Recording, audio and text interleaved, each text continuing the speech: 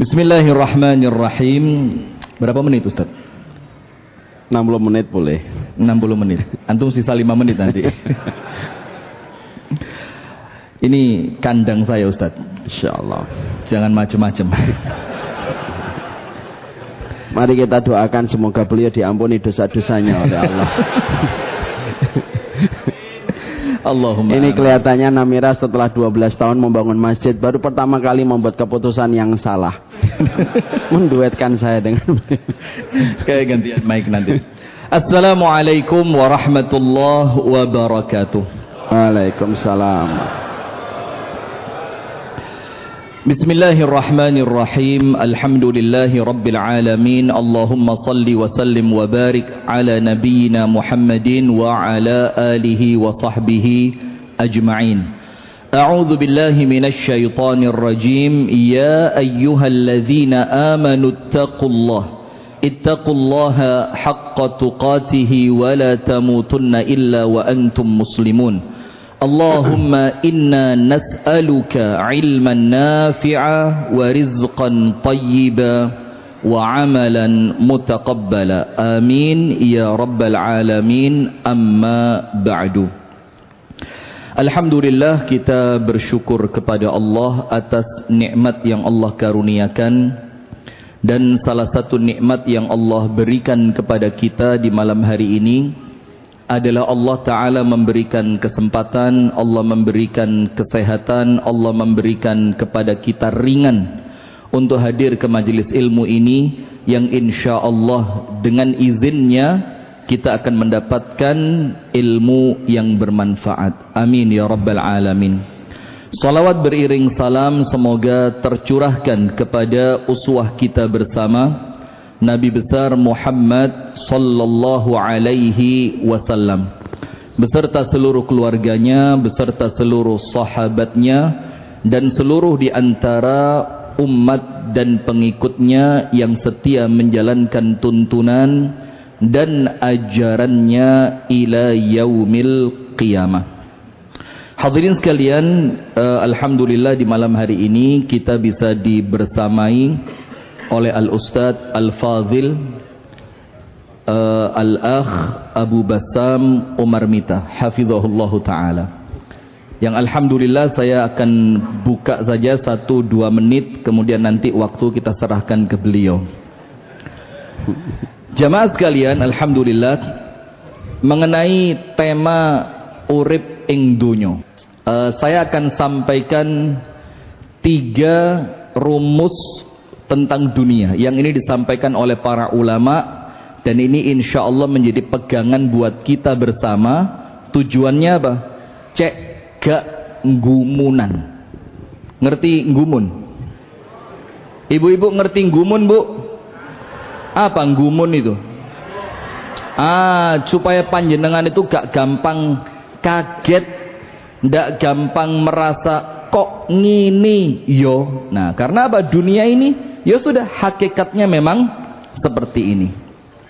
Yang pertama disebutkan oleh para ulama bahwasannya dunia ini adalah tempat yang tidak akan memberikan kepada Anda sesuatu yang sama terus-menerus, mesti berubah.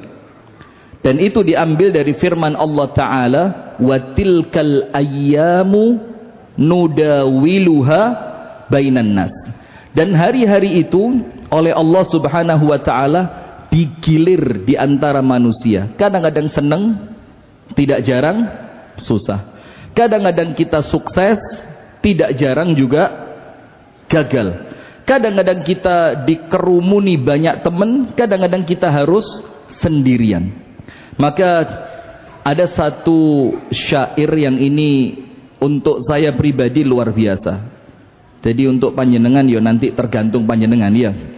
Disebutkan begini, thamaniyatun tajri 'alan nasi kullihimu wala budda lil insani yalqa thamaniyah. Ada 8 perkara, 8. Yang 8 perkara ini pasti melewati kehidupan semua manusia.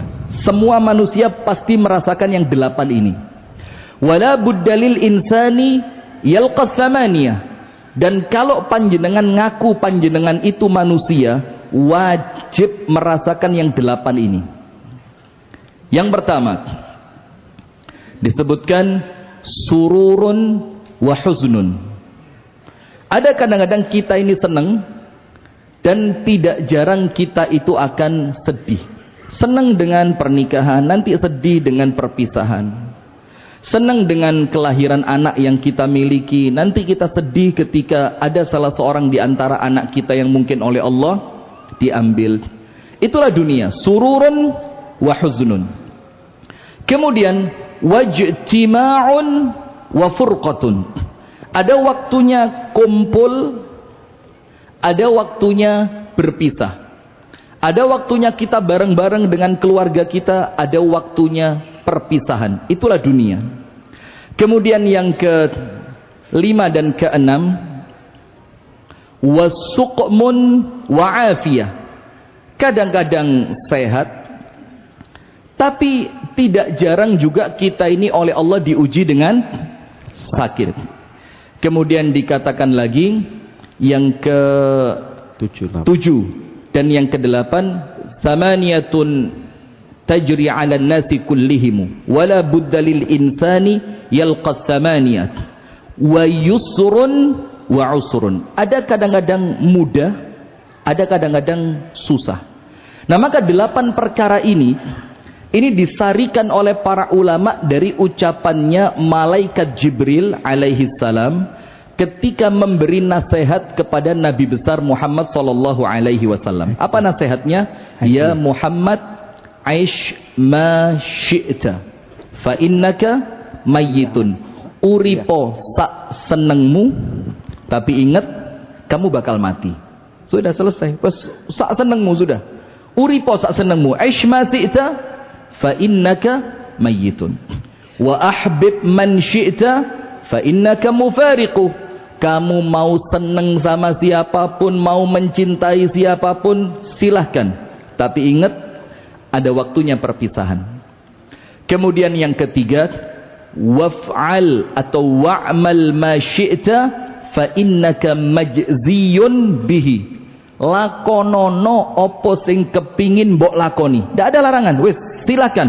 Kalau merasa tidak khawatir dengan hukuman Allah, tapi ingat, fa innaka majziyun bihi. Semua itu pasti ada balasannya.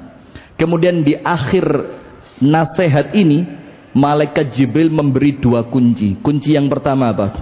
Wa'lam anna izzul mu'mini qiyamuhu billail. Orang Islam itu, orang beriman itu, kemuliaannya muncul dengan qiyamul lail, salat tahajud. Itu rumus supaya yang 3 tadi itu bisa kita jalani dengan baik.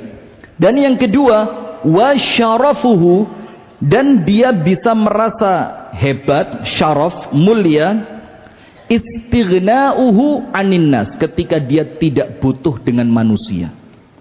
Nah, maka dari nasihat ini kita tahu yang pertama, dunia ini apa? Memang banyak perubahannya. Maka ojo kaget, sedino seneng, sedino susah. Bahkan kadang-kadang senengi sedino, susahi 10 dino. Bahkan kadang-kadang kita ini sehatnya sebentar, tapi sakitnya panjang. Dan itulah hakikat dunia yang senantiasa berubah untuk manusia. Itu kaidah yang pertama tentang dunia. Kaidah yang kedua yang dikatakan oleh para ulama tentang dunia ini apa? Jangan berharap dunia baik kepada panjenengan, saya dan beliau. Tidak ada. Tidak ono ceritonin dunia itu api, tidak ono. Dunia ini tempat di mana orang-orang baik itu justru tersiksa di sini. Dalilnya apa? Kan harus pakai dalil ya, cek ketok ustadz tenanan. Padahal biasa saya di sini tidak pakai dalil, cuma karena sebelahan dengan beliau ini saya kan ya harus rotok munggah titik lah.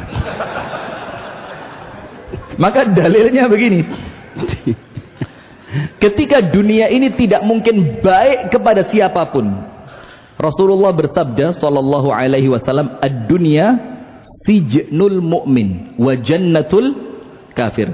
dunia ini untuk panjenengan dan saya, untuk orang-orang yang insya Allah iman, itu bagaikan apa? Penjara. Dijelaskan oleh para ulama termasuk Bishr Al-Hafi mengatakan apa? Wa a'zamu a'malin nasi fi sijni as-sabr. Dan orang itu kalau di penjara, ini kan dunia ibarat penjara buat kita. Ndak mungkin nyaman, ndak mungkin enak. Walaupun yo ada sih yang di penjara enak, edit. Ada yang di penjara enak, yo ada saja, itu 3 ruangan dijebol jadi 1. Mboten apa-apa Gibah? Aman Gibah? Jelas ngedit ini, antum cek nanti video keluarnya ini. Silang ini detik ini hilang ini. Sudah, maka dikatakan oleh Bishr Al-Hafi, maka amalan terbesar orang itu ketika di penjara cuma 1, sabar. Maka kemudian Al-Imam Bishr Al-Hafi itu ngajak muridnya untuk mengamalkan hadis ini. Diajak safar. Kata Bishr Al-Hafi apa? Jangan bawa bekal. Ojo nggawa sangu. Wes pokok mlaku ae. Dari tempat dia berjalan sampai tujuan terakhir. Setiap melewati sumur air di tengah padang pasir yang panas, Bishr Al-Hafi bilang apa? Jangan minum di sini. Titik engkas, ngerti titik engkas? Anda ngerti Anda, ini bahasa Inggris susah ini. Kata Bishr Al-Hafi, jangan minum di sini. Di depan sedikit lagi ada sumur yang lain. Ketika sampai di sumur yang berikutnya, Bishr Al-Hafi ngomong sama muridnya apa? Jangan di sini. Depannya lagi ada sumur yang airnya lebih jernih. Muridnya sabar. Sampai tujuan akhir, ternyata muridnya mampu untuk tidak minum sama sekali. Terus kata Bishr Al-Hafi apa? Ibarat inilah dunia dan penantian akhirat. Maka kalau panjenengan berharap dunia ini ramah kepada panjenengan, ya diguyu semut. Semut guyu. Lawang Nabi Muhammad SAW itu subhanallah berat di dunia ini. Anak-anaknya semua yang 6 meninggal dunia, tersisa Siti Fatimah. Dan itu tidak ringan. Kemudian 2 putrinya sempat diceraikan oleh suami mereka. Kemudian paman tercintanya wafat. Kemudian diusir dari tanah kelahirannya. Itu Nabi Muhammad manusia terbaik, tidak merasa dunia itu ramah kepada mereka. Jadi jangan cengeng, Bu. Ojo ngalem. Suamiku alah. Ngalem ya Bu ya. Aman nggih? Suami ikut Bu? Bagus, tinggal aja di rumah Bu. Buat apa diajak ngaji ya? Podo ae wong ngaji tambah wani poligami kok. Edit. Wes kesian editing. Editor ini kalau saya ngaji di sini wes nggawa kertas nulis menit 11 detik 37. Buset. Nah, maka jangan berharap dunia itu baik kepada kita. Itu rumus yang keberapa? Rumus yang kedua. Maka sudah, yo namanya dunia seperti ini. Maka dalam Sahih Muslim dikatakan orang beriman itu kalau wafat istirahat.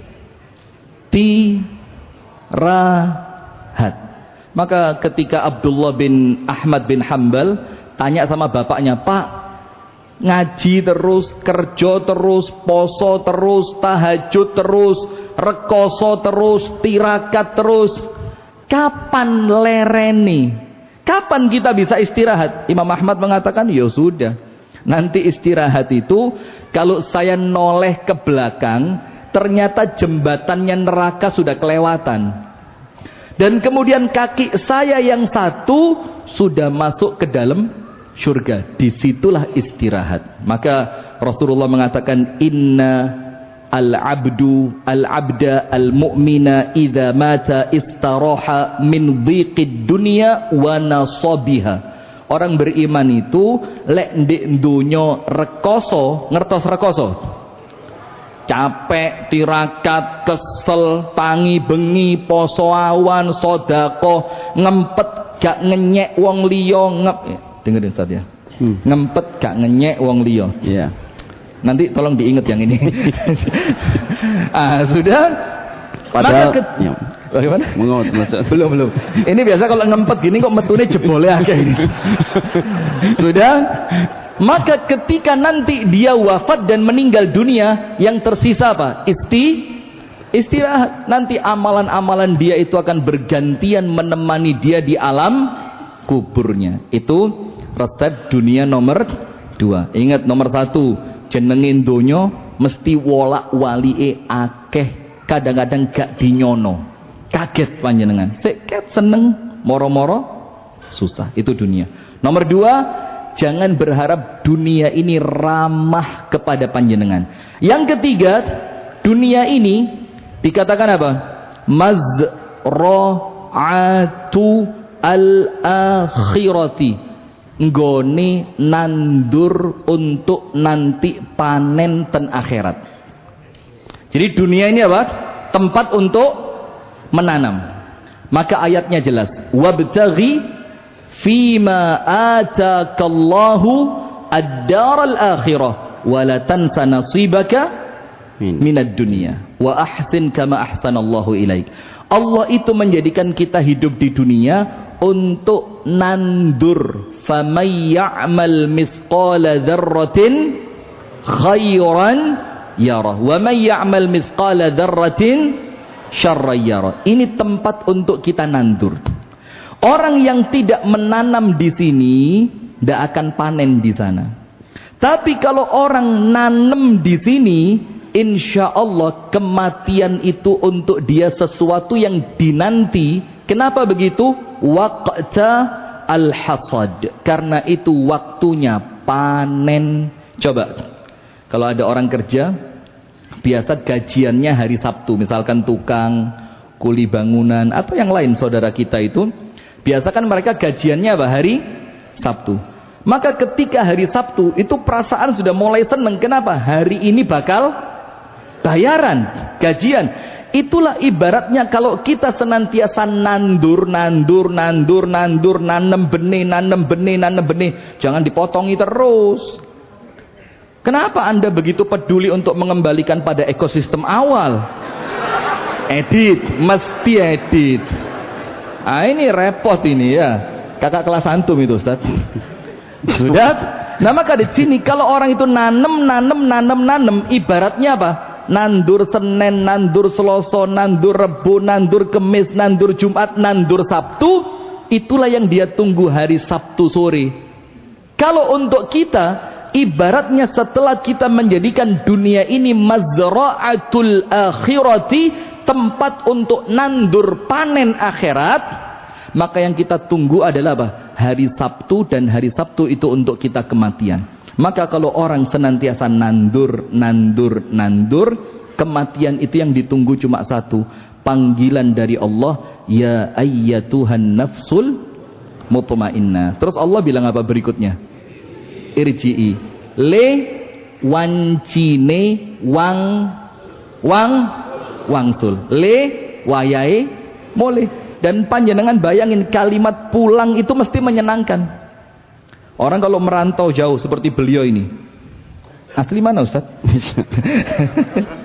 Orang kalau merantau jauh, ketika dengar kalimat pulang mudik, masya Allah ya bu, bekelnya ada, perasaannya seneng, sampai dibelani kadang-kadang naik motor. Masya Allah. Bukan saya. Jangan gitulah Ustaz. Bukan saya. Main cantik aja. Walaupun kadang-kadang dibelain pakai apa? Pakai motor yang motornya itu tidak layak untuk jalan, tapi saking belani kudu mole.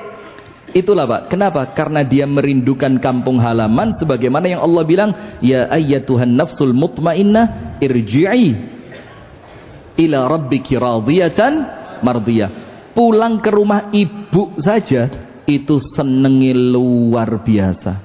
Masakannya, tidur bareng dia, dipeluk, nyium tangannya, masya Allah. Apalagi ini pulangnya ke tempatnya akramul akramin, ke tempatnya Allah yang jauh, yang maha mulia subhanahu wa ta'ala. Maka panjenengan urip ning dunya, panjenengan pegang 3 ini, insya Allah selamat dunya, selamat akhirat. Amin ya rabbal alamin. Barakallahu fikum. Itu yang dapat kami sampaikan. Kayaknya enak pakai ini Ustaz. Enak pakai itu. Iya. Manut aja sama saya.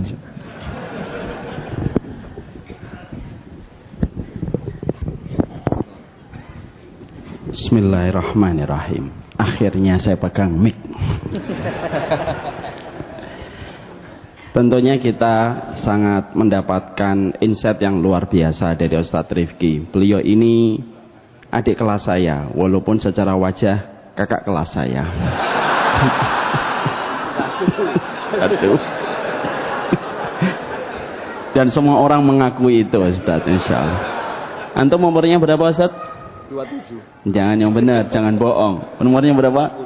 40 beliau, Masya Allah. Walaupun kelihatan kayak 41, tapi beliau 40. Saya 46, walaupun kelihatan 45. Jadi saya adalah kakak kelasnya beliau.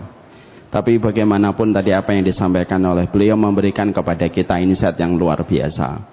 Senang pula kita berjumpa pada kesempatan hari ini dengan kehangatan keluarga Masjid Namira dan kehangatan para penuntut ilmu yang ada di tempat ini.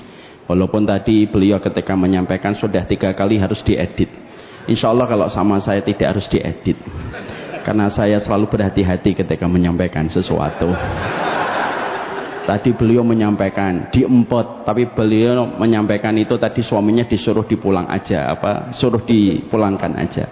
Tapi semoga apa yang kita dapatkan dari beliau insya Allah membawa kebaikan dan tentunya semoga memberi manfaat.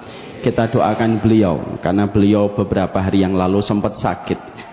Kita doakan semoga beliau panjang umurnya di dalam taat.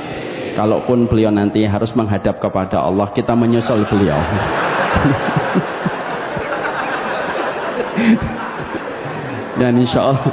Dan kita insya Allah akan menghadap kepada Allah setelah beliau menghadap kepada Allah.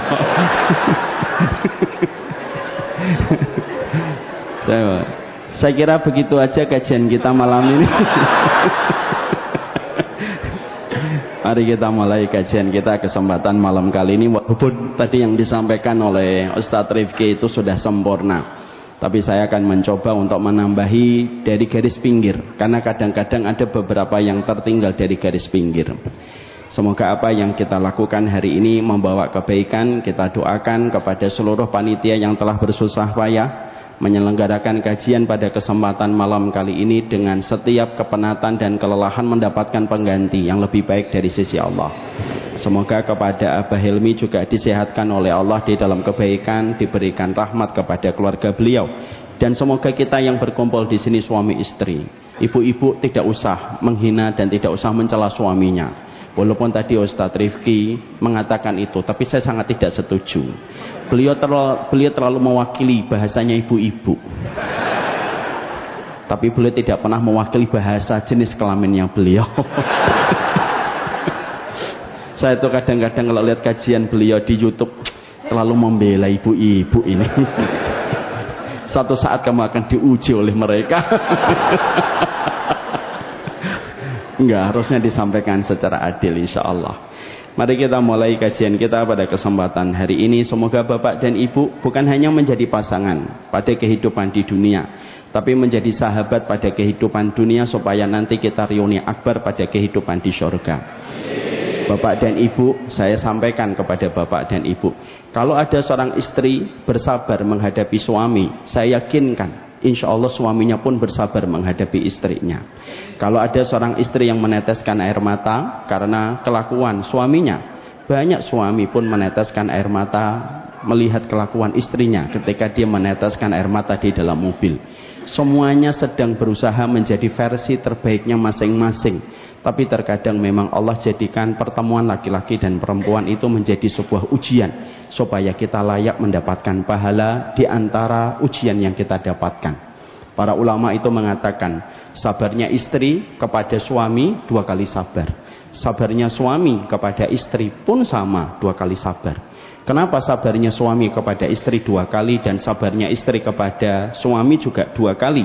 Penyaringannya lebih banyak daripada sabarnya kita kepada orang lain. Pertama, sabarnya istri, sabarnya suami kepada istri, karena sesungguhnya suami memberikan nafkah, sandang, papan dan pangan kepada istrinya semua kehidupannya. ditanggung oleh suaminya. Tapi maaf, terkadang istri kita itu suka amnesia terhadap kebaikan yang pernah kita lakukan, tapi menjadi akuntan paling handal mengingat kesalahan dan keterbatasan. Makanya maaf, kadang-kadang seorang suami sudah rela melakukan apa saja, tapi terkadang yang diingat oleh istri hanyalah kesalahan dan kekurangan, padahal betapa banyak kebaikan yang telah dilakukan olehnya ketika dia membersamai keluarganya untuk menuju kepada versi terbaiknya. Saya tidak mengatakan semua laki-laki itu baik, tapi saya juga tidak mengatakan semua laki-laki itu brengsek. Banyak laki-laki yang terkadang mereka kerja di satu tempat, mereka menghadapi berbagai macam tekanan, tapi mereka tetap bertahan di kantor itu.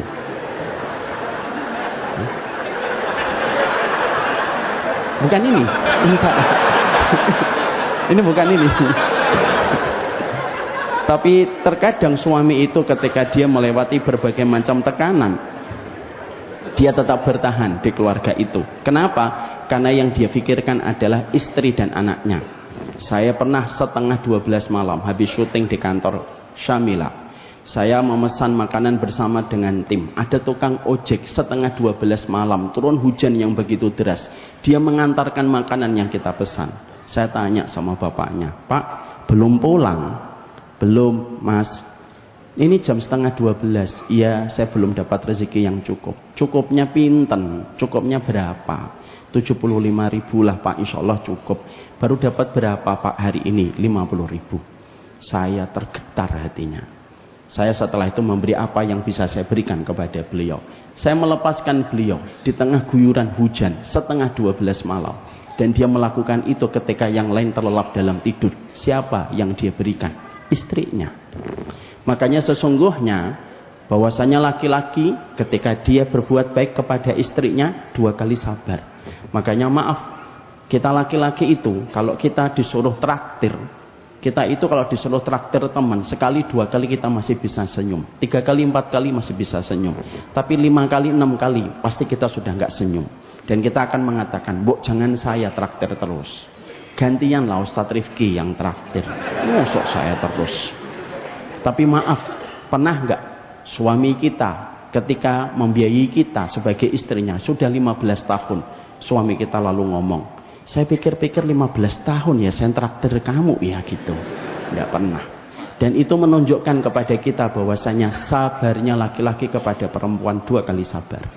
Yang kedua, kenapa laki-laki itu sabarnya 2 kali sabar kepada perempuan, sebagaimana perempuan juga 2 kali sabar? Yang kedua, karena laki-laki itu yang nanti akan bertanggung jawab terhadap hisabnya istri terlebih dahulu.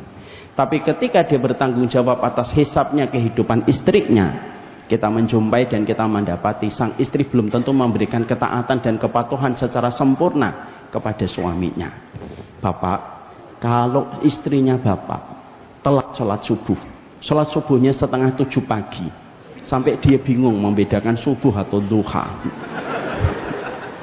maka yang pertama kali akan ditanya oleh Allah itu bapak dulu. Kenapa itu wanita yang kamu menikahinya dan menjadi tanggung jawab dirimu setengah 7 dia sholat subuh? Yang ditanya kita, Pak.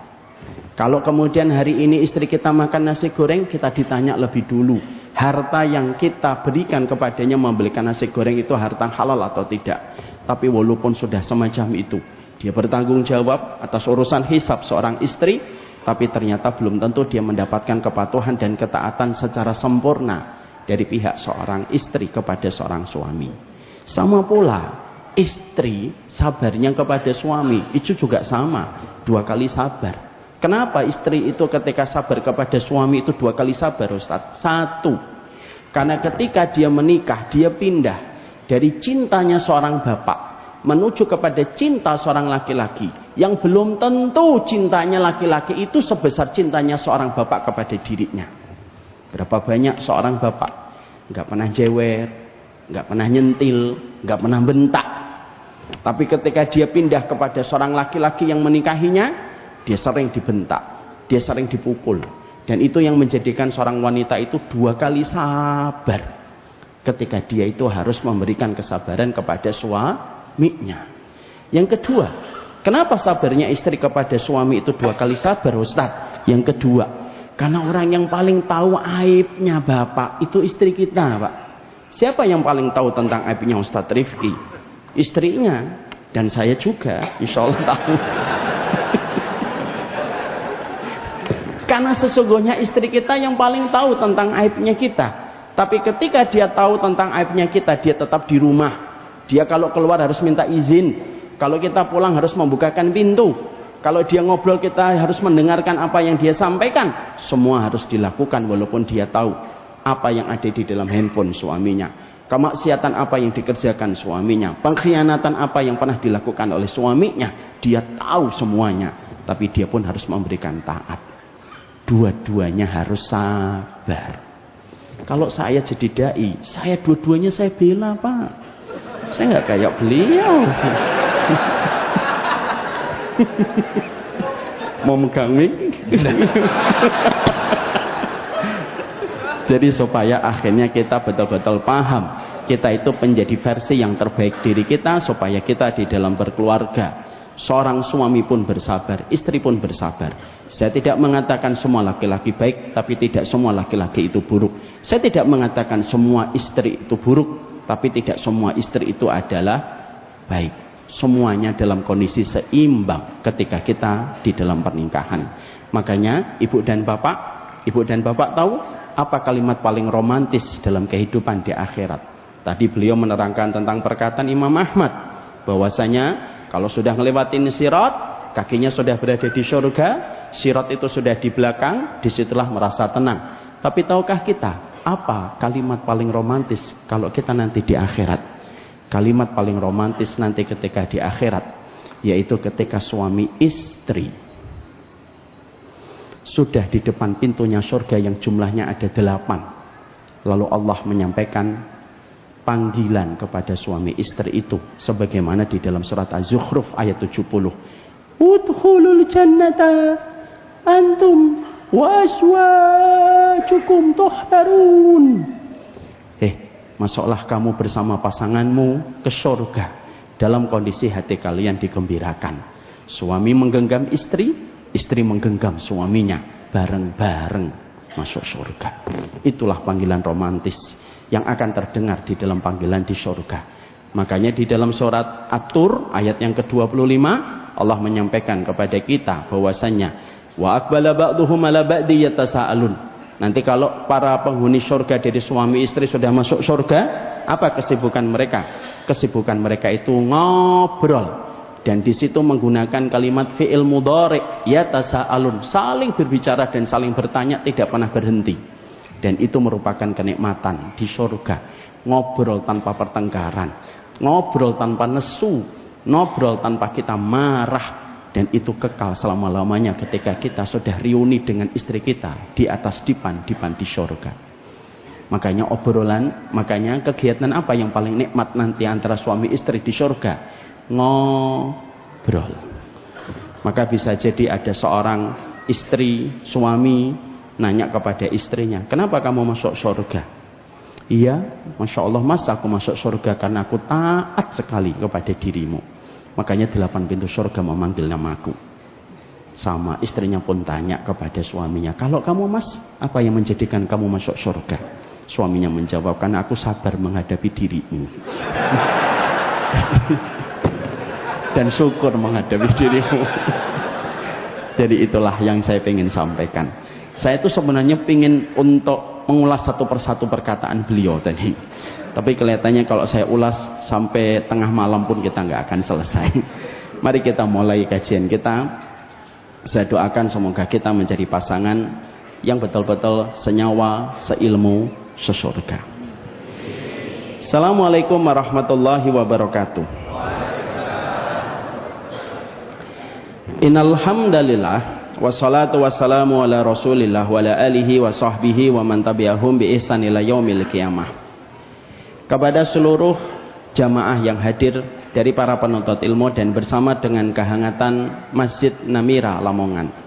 Semoga kita menjadi umatnya Nabi Muhammad SAW yang senantiasa kita bersaudara. Hari ini menjadi umatnya Nabi Muhammad yang paling mahal, bukan sholat malamnya. Menjadi umatnya Nabi Muhammad SAW yang paling mahal, bukan umrahnya. Tetapi menjadi umatnya Nabi Muhammad sallallahu alaihi wasallam yang paling mahal hari ini adalah menjadi umatnya Nabi Muhammad yang saling bersaudara. Karena sesungguhnya hari ini kita berada pada zaman fitnah, dan kita berada pada fitnah atau akhlas, yaitu pertikaian, dan kita mendapatkan permusuhan di antara sesama umatnya Nabi Muhammad sallallahu alaihi wasallam. Inilah yang menjadikan kita senantiasa berharap, senantiasa kita berdoa, semoga kita menjadi umatnya Nabi Muhammad yang rukun dan menjadi umatnya Nabi Muhammad yang damai, supaya kita bisa menyelesaikan satu persatu PR besar yang dihadapi oleh sebagian umatnya Nabi Muhammad sallallahu alaihi wasallam. Mari kita sudahi narasi pertikaian, dan mari kita akhiri narasi permusuhan yang ada di antara umatnya Nabi Muhammad. Yang sana mengatakan Wahabi, yang di sana mengatakan Ahlul Bid'ah. Yang di sana mengatakan Ahlul Bid'ah, yang di sana menjawab Wahabi. Mari kita sudahi, karena sesungguhnya tidak ada yang paling mengambil keuntungan dan kegembiraan ketika kita bertikai dan bermusuhan kecuali adalah setan, dan semoga kita tidak menjadi setan dalam bentuk manusia. Makanya Masya Allah ya, kadang-kadang saya pun bingung, kadang-kadang ada yang menuduh saya Wahabi, kadang-kadang ada yang menuduh saya Ahlul Bid'ah. Makanya kadang-kadang saya minta ketegasan, saya sebenarnya Wahabi atau Ahlul Bid'ah. Tapi ternyata tidak ada akhirnya hal semacam itu. Inilah yang menjadikan kita senantiasa berdoa setiap waktunya. Semoga Masjid Namira, semoga kita, semoga para guru yang mengajarkan kepada kita, mengajarkan tentang kehangatan di dalam persaudaraan sebagai umatnya Nabi Muhammad sallallahu alaihi wasallam. NU adalah saudara kita, Muhammadiyah itu pun saudara kita, dan tidak perlu kita beda-bedakan antara saudara kita dengan saudara kita yang lainnya hanya karena pilihan fikihnya. Janganlah kita sampai mengidentifikasi orang hanya karena pilihan fikihnya. Kalau dia membaca bismillah ketika di dalam salatnya, ketika menjadi imam, langsung kita katakan di belakang NU karena bismillahnya keras. Tapi ketika ada seorang imam lalu membaca bismillahnya sirri, maka kita langsung mengatakan di belakang Muhammadiyah. Kalau dia kunut, NU. Kalau dia tidak kunut, Muhammadiyah. Padahal itu masalah fikih, dan fikih itu luas. Yang sempit itu adalah hati kita, supaya kita betul-betul mampu mengembalikan anugerah besar pada kehidupan umatnya Nabi Muhammad, yaitu adalah kehangatan di dalam persaudaraan. Saya dulu hidup di Kudus. Friksi antara NU dan Muhammadiyah sangatlah kuat. Makanya saya adalah orang yang pingin sekali dan selalu berdoa semoga kita senantiasa mampu menjadi umatnya Nabi yang saling bersaudara. Kalau kami dulu di Kudus, sampai setiap dai ataupun ustadz yang datang kepada masjid kami, biasanya bapak-bapak nanti akan mulai menebak apakah ustadznya ini NU atau Muhammadiyah. Kalau nanti ustadznya mengakhiri kajiannya dengan wallahul muwafiq ila aqwamit thoriq, berarti apa? NU. Tadi antum wallahu muwafiq ya Ustaz? Enggak. Tapi kalau ada seorang dai ketika dia mengakhiri kalimatnya dengan mengucapkan wallahu a'lam bisawab, MD. Ada temannya bapak datang ke masjid, dikatakan oleh bapak di sini friksinya kuat. Temannya bapak mengatakan, tenang pak, saya tahu cara untuk menenangkan jamaah di masjid ini. Ketika beliau ngisi, semua bapak-bapak di belakang saling toel dan berkata NU atau Muhammadiyah. Kita tunggu nanti closingnya. Dan ketika beliau akhirnya menutup ikhtitamnya, beliau menutupnya dengan kalimat wallahul muwafiq ila aqwamit thoriq wallahu a'lam bissawab. Maka seketika yang di belakang bapak-bapaknya mikir ini NU atau Muhammadiyah. Mari kita sudahi narasi semacam itu. Sesungguhnya siapapun yang kunut saudara kita, siapapun yang tidak kunut itu pun saudara kita. Itu hanya masalah fikih. Fikih itu luas, yang sempit itu adalah hati kita. Saya di Rawamangun pernah mendapatkan pertanyaan di Jakarta Timur, Ustadz, saya itu kalau ada orang sholat di samping saya dalam kondisi menggerak-gerakkan telunjuknya, saya tidak khusyuk. Saya ngomong sama beliau, Pak, Bapak fokus ngelihat telunjuknya Bapak aja. Dan Bapak tidak usah melihat telunjuknya beliau. Dan beliau terdiam seketika. Inilah yang menjadikan saya, karena ini merupakan kajian perdana saya, bersama dengan Ustadz Rifki, saya berdoa semoga Masjid Namira adalah masjid yang mempersatukan di antara umatnya Nabi Muhammad SAW. Kehadiran beliau di masjid ini membuat saya tenang dan membuat saya senang, karena beliau adalah salah satu di antara adik kelas saya yang wajahnya kayak kakak kelas saya.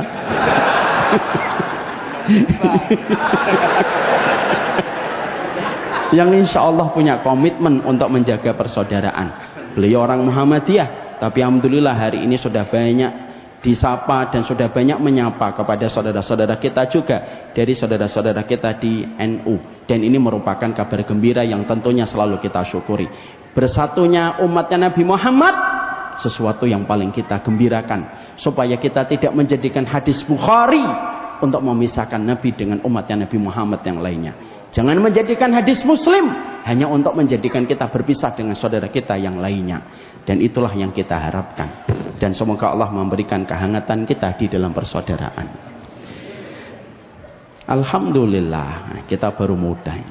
Alhamdulillah, tentunya kita bersyukur sama Allah atas seluruh kenikmatan yang Allah berikan kepada kita. Semoga kita menjadi hamba yang senantiasa bersyukur. Intinya kehidupan itu ada 3, sebagaimana dikatakan Imam Ibnu Qayyim di dalam kitab Miftah dari Sa'adah. Syukurnya tanpa syarat, sabarnya tanpa tepi, dan ridhonya tanpa batas. Kita memberikan 3 perkara itu terus menerus di dalam perjalanan kehidupan kita. Inna fil jannati la manzilatun la tunalu illa bisabri wasyukri warridha. Sesungguhnya di surga ada derajat yang tidak akan pernah kita masuki setiap derajat di surga itu sampai kita memberikan 3 perkara. Ridhomu tanpa batas, ridhomu tanpa batas, syukurmu tanpa syarat, dan sabarmu tanpa tepi. Dan itu kita terus berikan di dalam perjalanan hidup kita. Kita terkadang di dalam perjalanan hidup, maka sesungguhnya terkadang kita memberikan 3 perkara itu terus menerus dalam satu momen kehidupan. Kadang-kadang seorang suami melihat istrinya, dia bersyukur, tapi suami ketika melihat rekeningnya, dia bersabar. Dan terkadang ketika menjumpai perjalanan hidupnya, maka sesungguhnya dia ridho untuk menata kehidupan. Tapi itulah yang terus kita berikan di dalam kehidupan kita. Bapak dan Ibu, kalau kita bersyukur, maka kita selalu ingat dengan satu ayat yang sering kita lafadzkan dan sering sekali kita jumpai dan kita dengarkan. La in syakartum la azidannakum. Kalimat ini atau ayat ini sangatlah terkenal, tapi terkadang kita sering salah menafsirkannya dan memaknainya. Kalau kita betul-betul bersyukur, maka sesungguhnya kalau kita bersyukur itu bukan berarti kalau kamu bersyukur dari 1 menjadi 2. Kalau motormu 1 kamu syukuri, maka menjadi motornya 2. Kalau mobilmu 1, kalau kamu syukuri, mobilmu menjadi 2.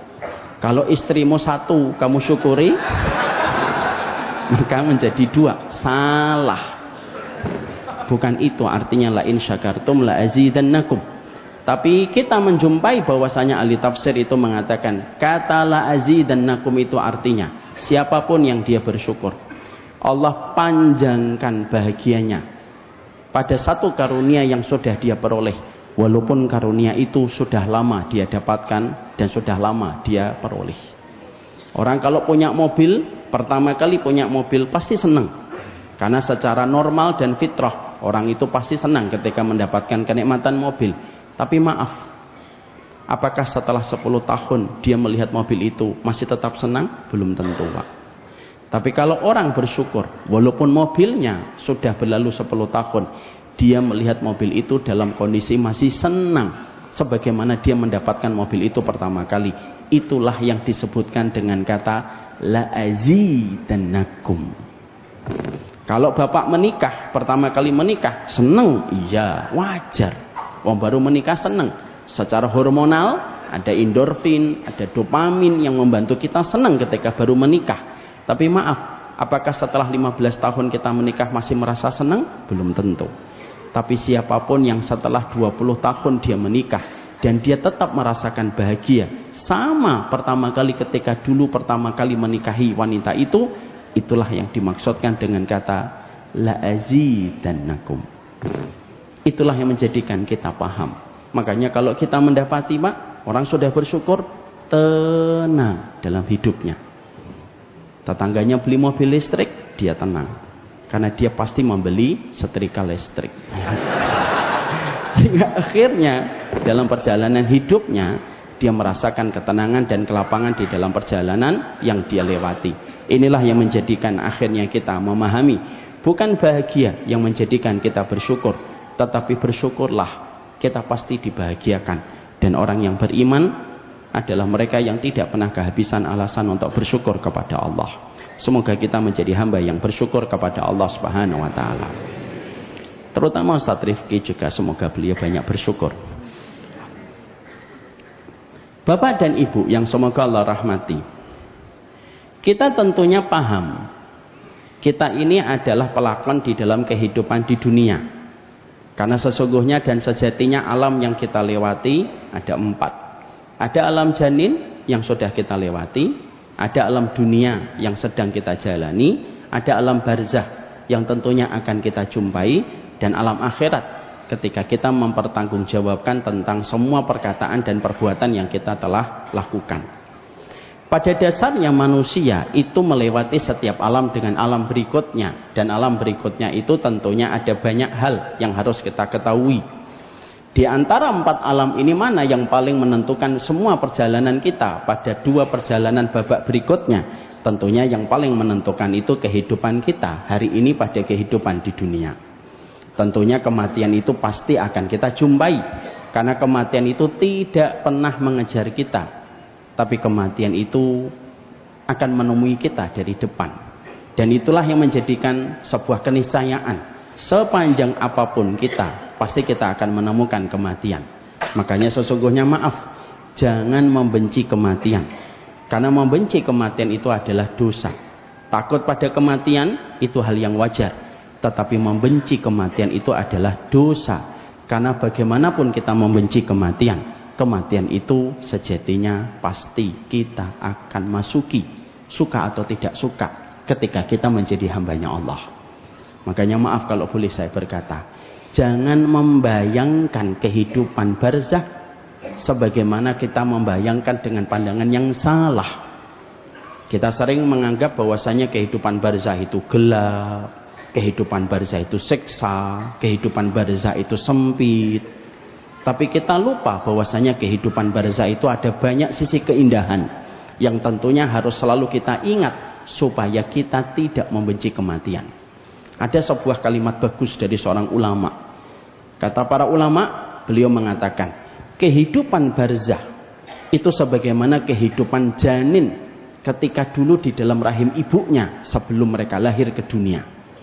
Dalam satu ilustrasi, kalau ada janin kembar di dalam rahim ibunya, dua-duanya ngobrol ketika mereka sebelum lahir ke dunia. 2 janin ini ngobrol dan saling bertanya.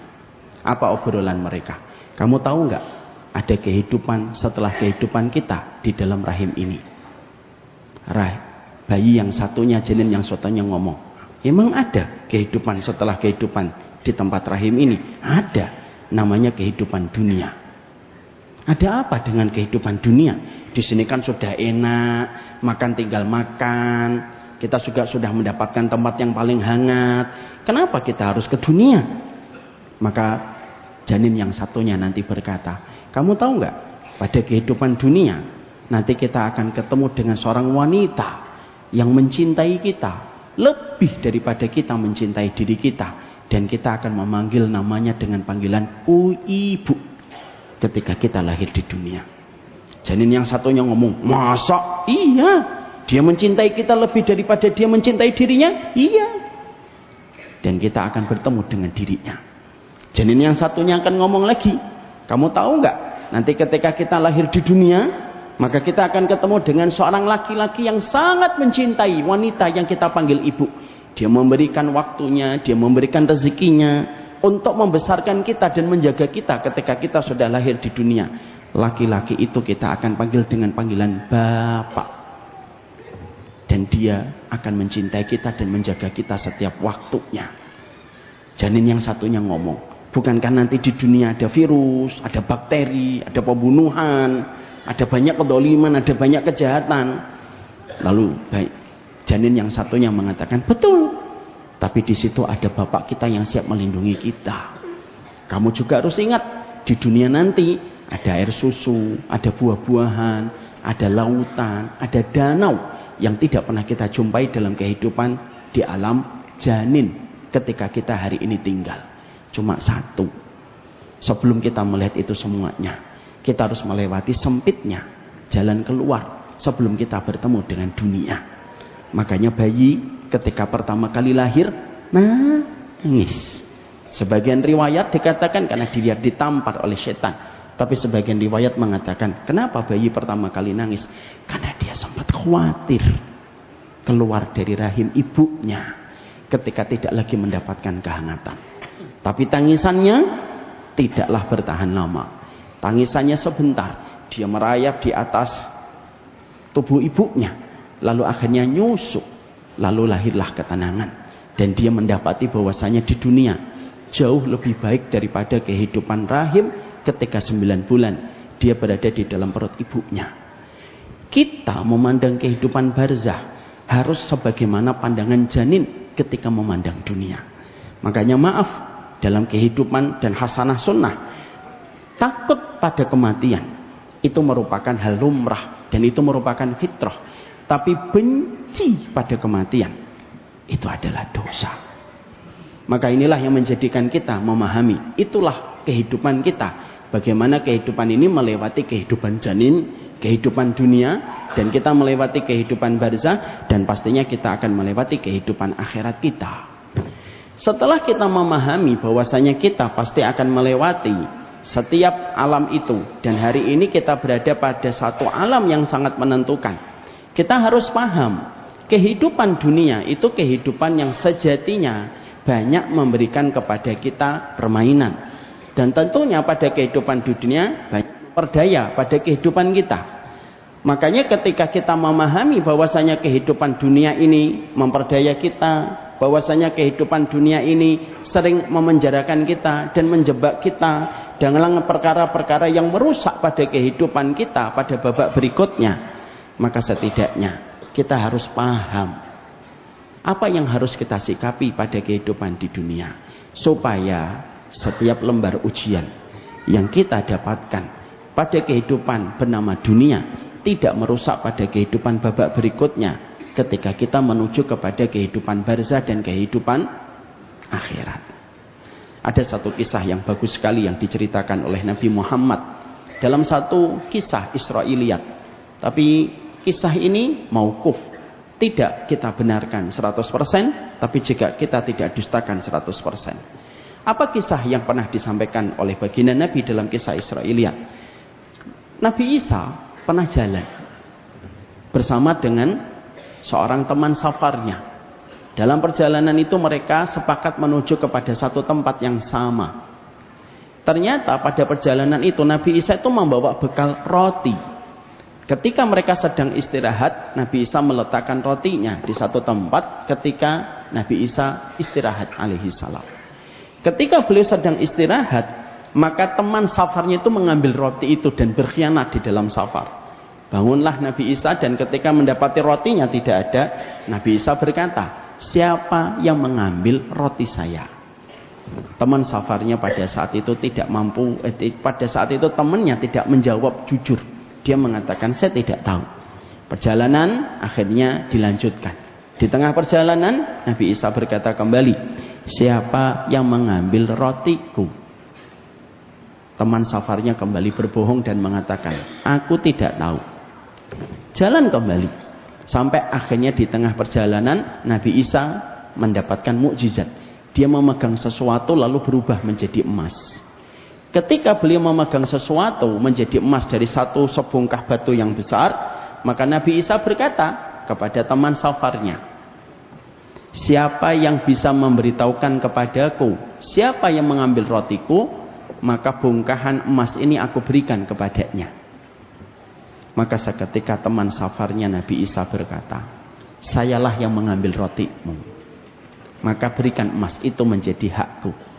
Nabi Isa memberikan sebongkah emas itu kepada teman safarnya, dan Nabi Isa berkata kepada teman safarnya, laqad hanal firaq, sudah pisah ya, Karena kamu berkhianat dan kamu telah berkhianat ketika mengambil roti yang bukan milikmu. Ketika itu merupakan hakku, tetapi kamu mengambilnya dengan cara tidak meminta izin. Lalu Nabi Isa melanjutkan perjalanan. Orang ini begitu bergembira, tidak memikirkan dosa yang baru saja dia lakukan kepada Nabi Isa, pengkhianatannya kepada Nabi Isa. Dia mendapatkan sebongkah batu, di mana itu telah menjadi emas. Dia bergembira mendapatkan sebongkah emas itu di tengah hutan. Tanpa dia sadari, ada 3 orang yang melewati hutan yang sama. Dan 3 orang itu kaget mendapatkan seorang diri bersama dengan emas yang begitu besar. Maka 3 pemuda itu lalu berkata, itu ada orang bawa emas di tengah hutan. Bagaimana kalau kita membunuhnya supaya kita mendapatkan emasnya? Lalu akhirnya 3 orang ini membunuh orang tersebut dan mereka ingin untuk mendapatkan emas itu. Setelah dibunuh, maka 3 pemuda itu berkata, kita sudah dapat emasnya, mari kita bagi menjadi 3. Sebelum dibagi menjadi 3, mereka merasa bahwasanya mereka lapar dan beban dan bobot emas itu begitu berat. Dan mereka berkata, gimana kalau kita makan dulu? 2 di antara kita membeli makanan di luar hutan, 1 orang menjaga emasnya supaya tidak diambil orang. Dan ternyata kesepakatan itu mereka setujui.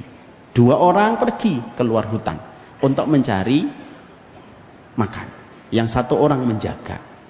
Tahukah kita, setan datang kepada 2 orang yang mencari makan.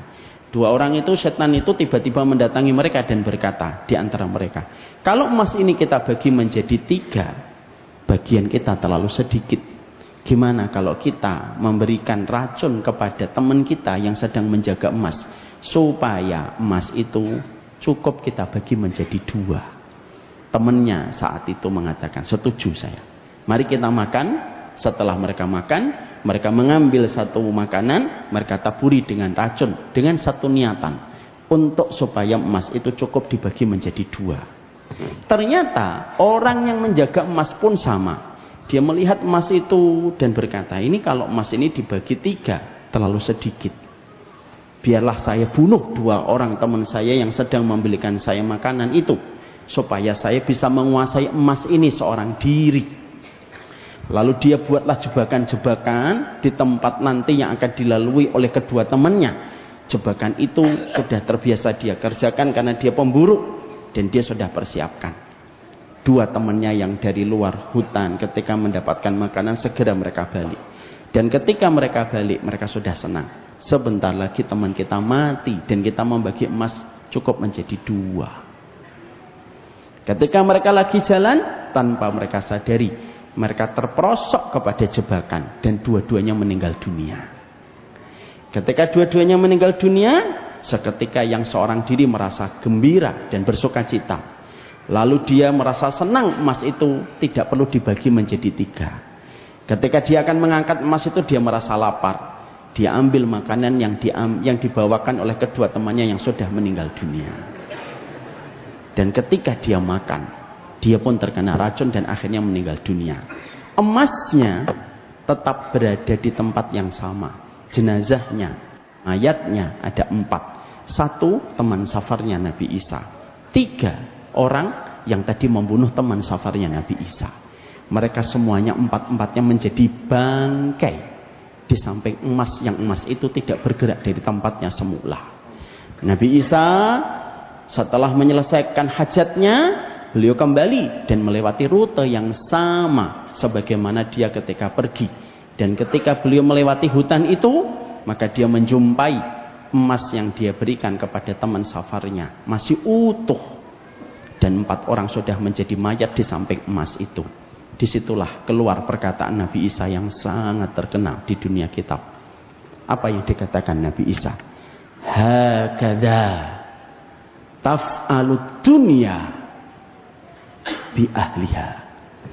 Begitulah caranya dunia ketika dia memperlakukan para pemburunya.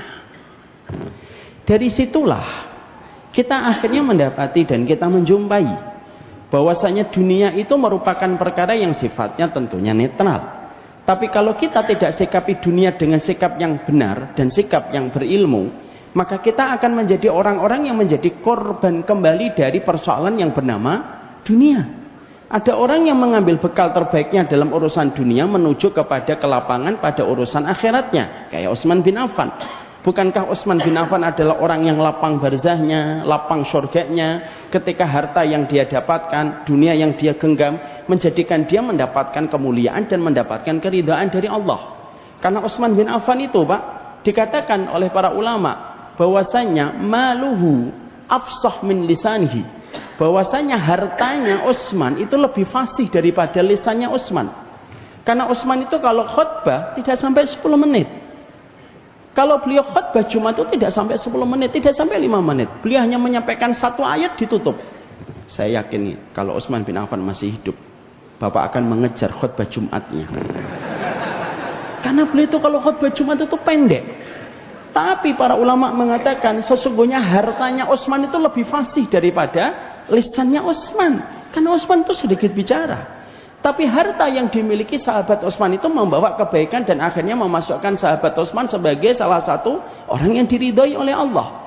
Tapi kalau kita tidak bijak menyikapi tentang dunia, maka bisa jadi contoh Walid bin Mughirah itu akan menjadi sebuah contoh nyata bahwasanya harta bisa mematikan kebenaran pada diri seseorang dan menggagalkan seseorang untuk mendapatkan rahmat pada kehidupan di akhiratnya. Inilah yang menjadikan kita harus paham apa yang harus kita sikapi tentang dunia. Jangan-jangan kita selama ini menyikapi dunia ada yang salah, ada yang membenci dunia sampai akhirnya dia mengasingkan diri dan akhirnya dia tidak pernah bekerja. Ada orang yang terlalu gandrung dengan dunia tapi dia tidak tahu apa yang harus dilakukan sampai akhirnya dia terkubur dengan dunia yang dia cari. Maka inilah yang menjadikan kita harus mengerti sikap kita ketika urip ing dunia. Sikap apa yang harus kita lakukan ketika kita menjalani kehidupan dunia kita supaya dunia ini tidak mengubur kita lalu menggagalkan perjalanan kita untuk mendapatkan musim panen pada kehidupan kita di babak berikutnya. Dan inilah yang menjadi pembahasan kita pada kesempatan malam kali ini. Inilah yang menjadikan kita akhirnya paham kalau begitu apa yang harus kita lakukan? Kalau kita hari ini menjadi pelakon dunia, kita hari ini menjadi seorang hamba yang Allah takdirkan hidup kita pada kehidupan ini, maka setidaknya ada 5 poin yang harus kita mengerti dan harus kita kerjakan supaya betul-betul menjadikan diri kita betul-betul memaknai kehidupan dunia dengan cara yang paling Allah ridhoi. Supaya sekali lagi kita tidak menjadi korban-korban berikutnya dari urusan yang bernama dunia. Maka setidaknya para ulama lalu menerangkan kepada kita 5 perkara yang harusnya kita sikapi dengan sikap yang terbaik ketika kita memaknai dunia. Yang pertama, kenali dunia itu dinamakan oleh Allah dengan kata dunia itu kenapa? Kita harus paham ya Pak. Semua kata yang ada di dalam bahasa Arab itu selalu memberikan makna. Contoh, kenapa perjalanan disebut dengan safar? Karena sesungguhnya safar itu artinya memperlihatkan dan menyingkap. Artinya karakter seseorang itu biasanya akan terlihat dan tersingkap ketika dia di perjalanan. Orang yang baik atau tidak baik, lihat pada waktu safar. Setiap kata dalam bahasa Arab itu selalu ada maknanya. Sama. Yang pertama dari 5 perkara yang harus kita mengerti supaya kita menyiasati urusan kita ketika kita urip ing dunya. Maka yang pertama, jangan sampai kita menjadi pelakon dunia tapi kita tidak tahu kenapa panggung kita hari ini dinamakan oleh Allah dengan kata dunia. Karena kata dunia itu dari bahasa serapan bahasa Arab. Dan kita harus paham kenapa Allah yang memberikan nama panggung kita ini bernama dengan dunia. Supaya ketika kita paham apa itu dunia dan kenapa panggung kita dinamakan dunia oleh Allah, kita akhirnya bisa mengatur strategi bagaimana kita tidak terjebak dengan permainannya. Para ulama itu mengatakan kepada kita, dunia ini dinamakan dengan kata dunia karena ada 3 maknanya. Yang pertama, Kenapa dunia ini dinamakan dengan kata dunia? Karena tempatnya rendah, Pak. Diambil dari kata adna, sesuatu yang sifatnya rendah. Makanya maaf, surga itu disifati oleh Allah dengan kata tinggi. Ketika Allah menyampaikan fi jannatin aliyah, surga itu di tempat yang tinggi. Makanya kalau kita di tempat yang rendah, yo jangan ngarep-ngarep semuanya itu indah. Kalau kita di tempat yang rendah, karena sesungguhnya biasanya kita mendapatkan keindahan itu di tempat yang tinggi. Kita ngelihat matahari di Lamongan sama kita melihat matahari di puncak Gunung Lawu Hargodumilah, mana yang lebih indah? Puncak Gunung Lawu. Kita makan mie ketika kita di bawah dengan kita makan mie di atas gunung, mana yang lebih nikmat? Di atas gunung, Pak. Makanya kalau kita memahami kenapa kok dinamakan tempat kita, panggung kita ini dinamakan dunia, tempatnya rendah. Makanya di tempat yang rendah itu kita menjumpai dan kita mendapati tidak ada yang maksimal dan absolut dalam keindahan. Karena tempatnya rendah. Makanya nanti kalau kita di surga, kita tempatnya tinggi. Itulah kenapa kita kalau baru meninggal dunia, dalam hadis riwayat Bara' bin Azib, orang itu kalau baru meninggal dunia dicabut ruhnya. Orang kalau baru meninggal dunia dalam riwayat Bara' bin Azib bagaimana? Orang kalau akan meninggal dunia, kata Rasulullah, idza kanal mu'min fi inqita'i minad dunya, nazala ilaihi malaikatun minal malaikah, ma'ahum kafanun min akfanil jannah, wa hanutum min hunutil miski. Orang itu kalau akan meninggal dunia, didatangi serombongan para malaikat. Fajalasu inda mudil basar. Para malaikat itu duduk sepanjang mata orang yang akan meninggal dunia memandang. Makanya orang meninggal dunia kan begini. Karena pada saat itulah dia melihat malaikat serombongan dari Malaikatur Rahman. Kalau yang dicabut nyawanya orang beriman, membawa dua barang, kain kafan dari surga dan minyak wangi dari surga. Turunlah salah satu malaikat dari malaikat maut, duduknya di atas kepala sini, Pak. Lalu diambillah ruh dari jasadnya, diambilnya dari atas. Makanya kalau kita mentalkin, di telinga sebelah kanan. Dicabut pelan-pelan, pertama kali yang dingin kaki, lalu naik ke lutut, naik ke pinggul, naik ke jantung, puncaknya melewati kerongkongan, melewatin mata, dan biasanya mata yang paling setia mengikuti ruh. Fa inna roha idza qubida tabi'ul basar. Ruh itu kalau dicabut, yang paling setia mengikuti ruh itu mata. Cabut. Kemana ruh itu ketika pertama kali dicabut? Dibawa ke atas, Pak. Disambut Malaikatur Rahman. Dikasih kain kafan. Dikasih minyak wangi dari surga. Dibawa ke atas. Menembus langit yang pertama. Fastaftahu lahumul bab. Mereka minta dibukakan langit pintu yang pertama. Para malaikat penjaga langit yang pertama berkata, Man anta, siapa kamu? Disebutkanlah namanya, amal solihnya, seluruh ketaatannya. Dan ketika disebutkan namanya dengan nama yang terbaik, seluruh malaikat yang ada di langit pertama riuh menyambutnya dan mengenalnya. Karena ada orang yang terkadang tidak dikenal di dunia, tapi terkenal di antara penduduk langit. Langit yang pertama, langit yang kedua, langit yang ketiga, sampai mentok langit yang ketujuh. Langit yang ketujuh tidak dibukakan. Maka di situ Allah lalu berfirman pada saat ketika dibawa langit yang ketujuh, aku ciptakan dia dari dunia dan kembalikanlah ke dunia, karena disitulah aku pertama kali aku akan membangkitkan pertama kali. Maka rohnya ketika tidak dibukakan langit yang ketujuh, dia kembali untuk bertemu dengan jasadnya yang dibawa oleh para pemikulnya. Sampai akhirnya nanti ditanya oleh malaikat Munkar dan Nakir. Pertanyaan kita, Pak, kalau ujungnya nanti dibawa ke dalam jasad yang sedang dipikul oleh para pelayat, kenapa ruh itu harus dibawa ke atas dulu hingga menembus langit yang ketujuh? Sebagian ulama mengatakan supaya setiap ruh ketika dia baru saja meninggal dunia dibawa ke langit yang ketujuh, supaya dia melihat betapa kecilnya dunia ketika dia melihatnya dari tempat yang tinggi. Lalu dia merasa betul-betul saya beruntung tidak terjebak dengan dunia yang memperdaya saya ketika saya mendapatkan kebahagiaan pada apa yang saya lakukan. Makanya maaf Pak, kita kalau naik pesawat, apa pertama kali yang akan kita pikirkan? Mungkin sebagian besar dari kita mungkin sama. Kalau kita naik pesawat, yang pertama kali kita pikirkan, Masya Allah ya, rumah ratusan juta, miliaran. Ketika kita naik pesawat, terasa kecil sekali. Dan itulah kenapa surga di tempat yang tinggi.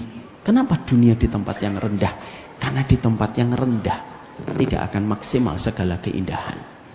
Makanya maaf, betul kata beliau, jangan pernah mengharapkan dunia itu ramah. Karena memang di tempat yang rendah.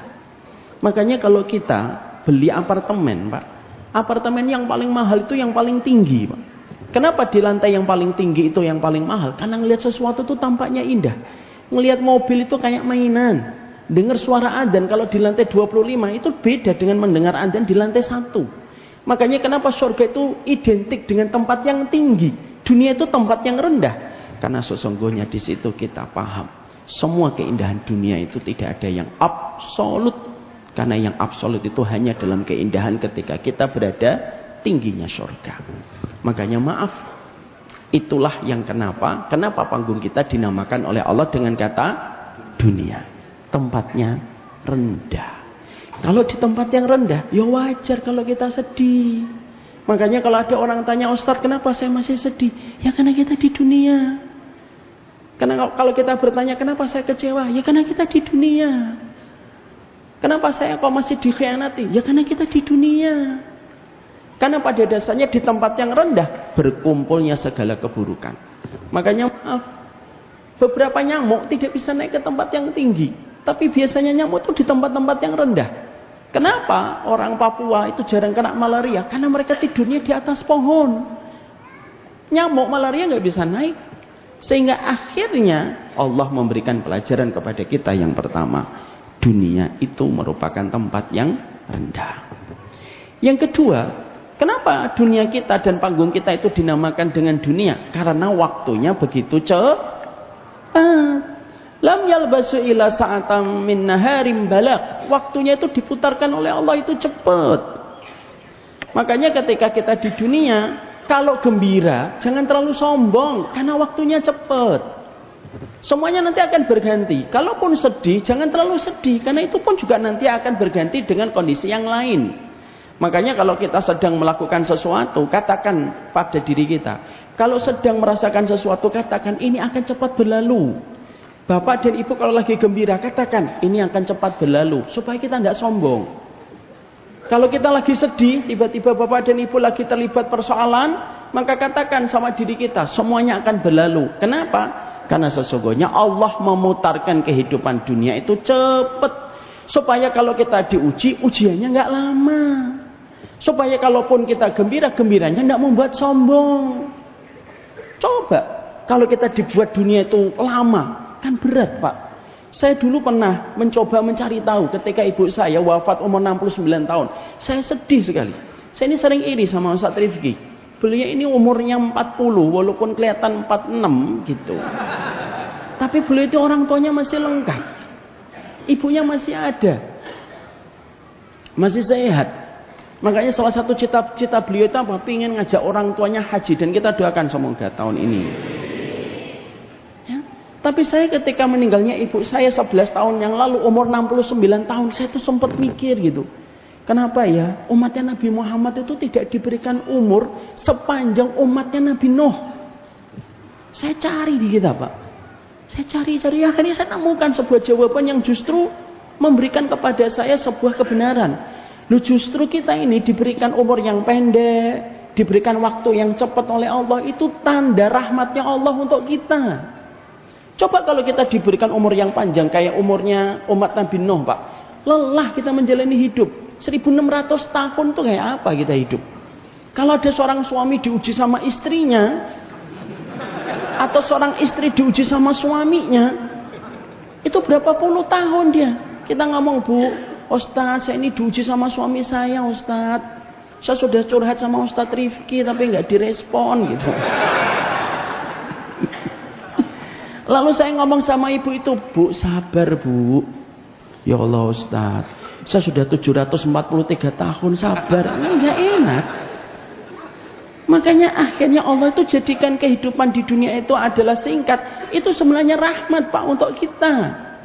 Karena kita diberikan umur yang tidak terlalu lama, waktunya diputar cepat oleh Allah, tapi balasannya sama dengan umat sebelum Nabi Muhammad. Balasannya sama-sama di surga, kerjanya tidak perlu lama, diputarkan waktunya cepat supaya orang yang malas melakukan ketaatan segera melakukan ketaatan, supaya orang yang melakukan kemaksiatan itu mikir kemaksiatan kamu itu nikmatnya cuma sebentar.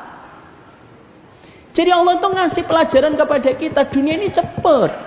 Makanya akhirnya kita dapatkan hari kemarin kita baru tamat SD, hari ini anak kita sudah mau masuk kuliah. Tapi rasa cepatnya itu menjadikan kita akhirnya bisa merasakan dunia ini dibuat cepat oleh Allah supaya yang sedih tidak terlalu bersedih lama, yang gembira tidak sombong dengan kegembiraannya. Saya itu kemarin ketemu dengan Ustadz Rifki 6 bulan yang lalu, di bulan April kalau tidak salah ya Ustadz ya. Sudah berlalu 5 bulan, padahal seakan-akan baru kemarin kita ketemu.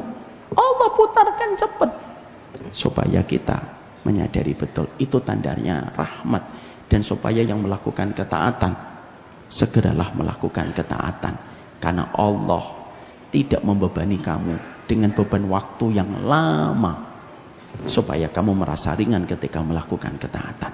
Coba Pak, kalau 1 hari sebanding dengan 1000 tahun kayak kita nanti di akhirat, bukankah itu beratnya luar biasa? Nyekolahkan anak 1000 tahun Pak, perasaan dari tadi anak saya sudah sekolah kok nggak pulang-pulang gitu. Ternyata baru 700 tahun dia, dan kita harus menunggunya nanti sampai 1000 tahun baru dia pulang. Allah memberikan kepada kita dunia itu tempat yang cepat waktunya supaya orang beriman mengambil pelajaran. Yang ketiga, dari poin yang pertama, kenapa dunia ini dinamakan oleh Allah dengan kata dunia?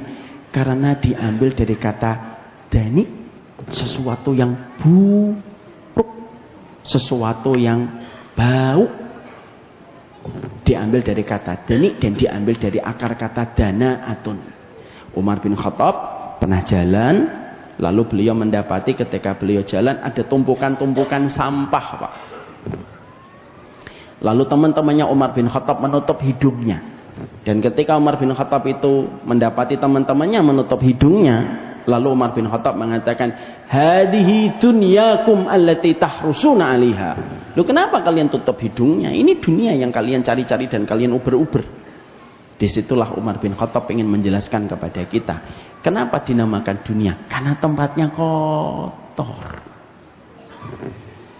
Makanya kita tidak akan bisa mendapati bahwasanya dunia itu kotor sampai nanti ketika kita sudah di surga. Kalau kita di surga, semuanya bersih. Mengingus tidak ada, kencing tidak ada, kotoran tidak ada, bahkan penyakit hati pun tidak ada nanti di surga. Kenapa orang itu bisa mengartikan bahwasannya dunia itu tempat yang kotor? Nanti kalau dia sudah di surga. Kalau dia belum di surga, ya belum bisa mengartikan bahwasannya dunia itu kotor. Kita akan betul-betul bisa mengatakan dengan yakin dunia itu kotor kalau kita sudah di surga.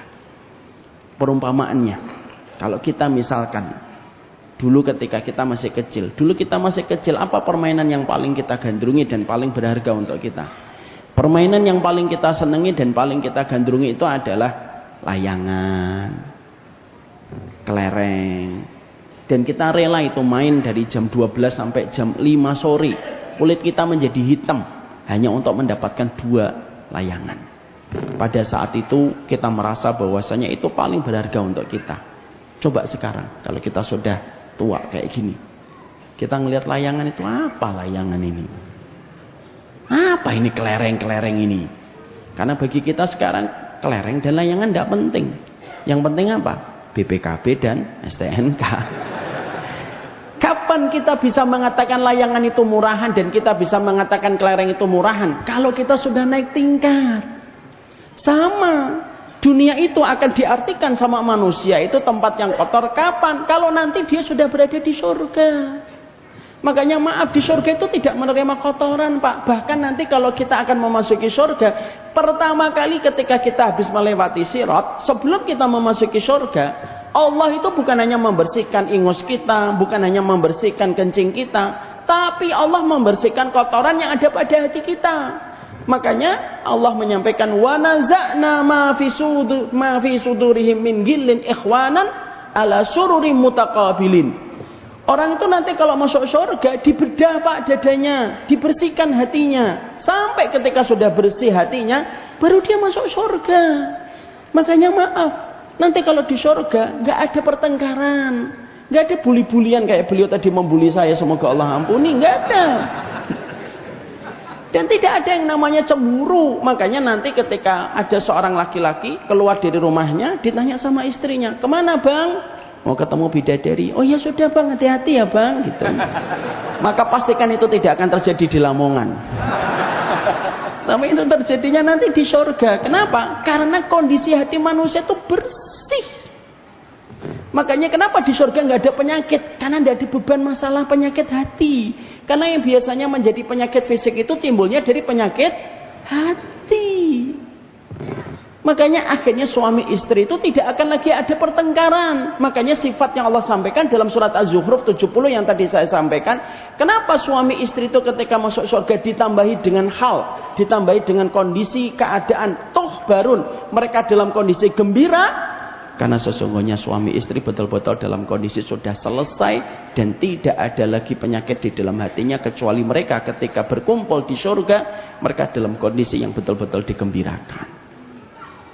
Makanya akhirnya itulah kita memahami yang pertama. Kenapa dinamakan dunia?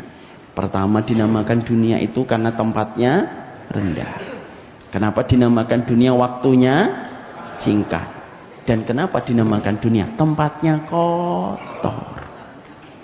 Sehingga ketika kita memahami tentang perkara ini, menjadikan kita tahu betul bahwasanya siapapun yang menjadikan tujuannya hidup adalah dunia, dia hanya mendapatkan 3: tempat yang rendah, sesuatu yang kotor, dan waktu yang cepat berlalu.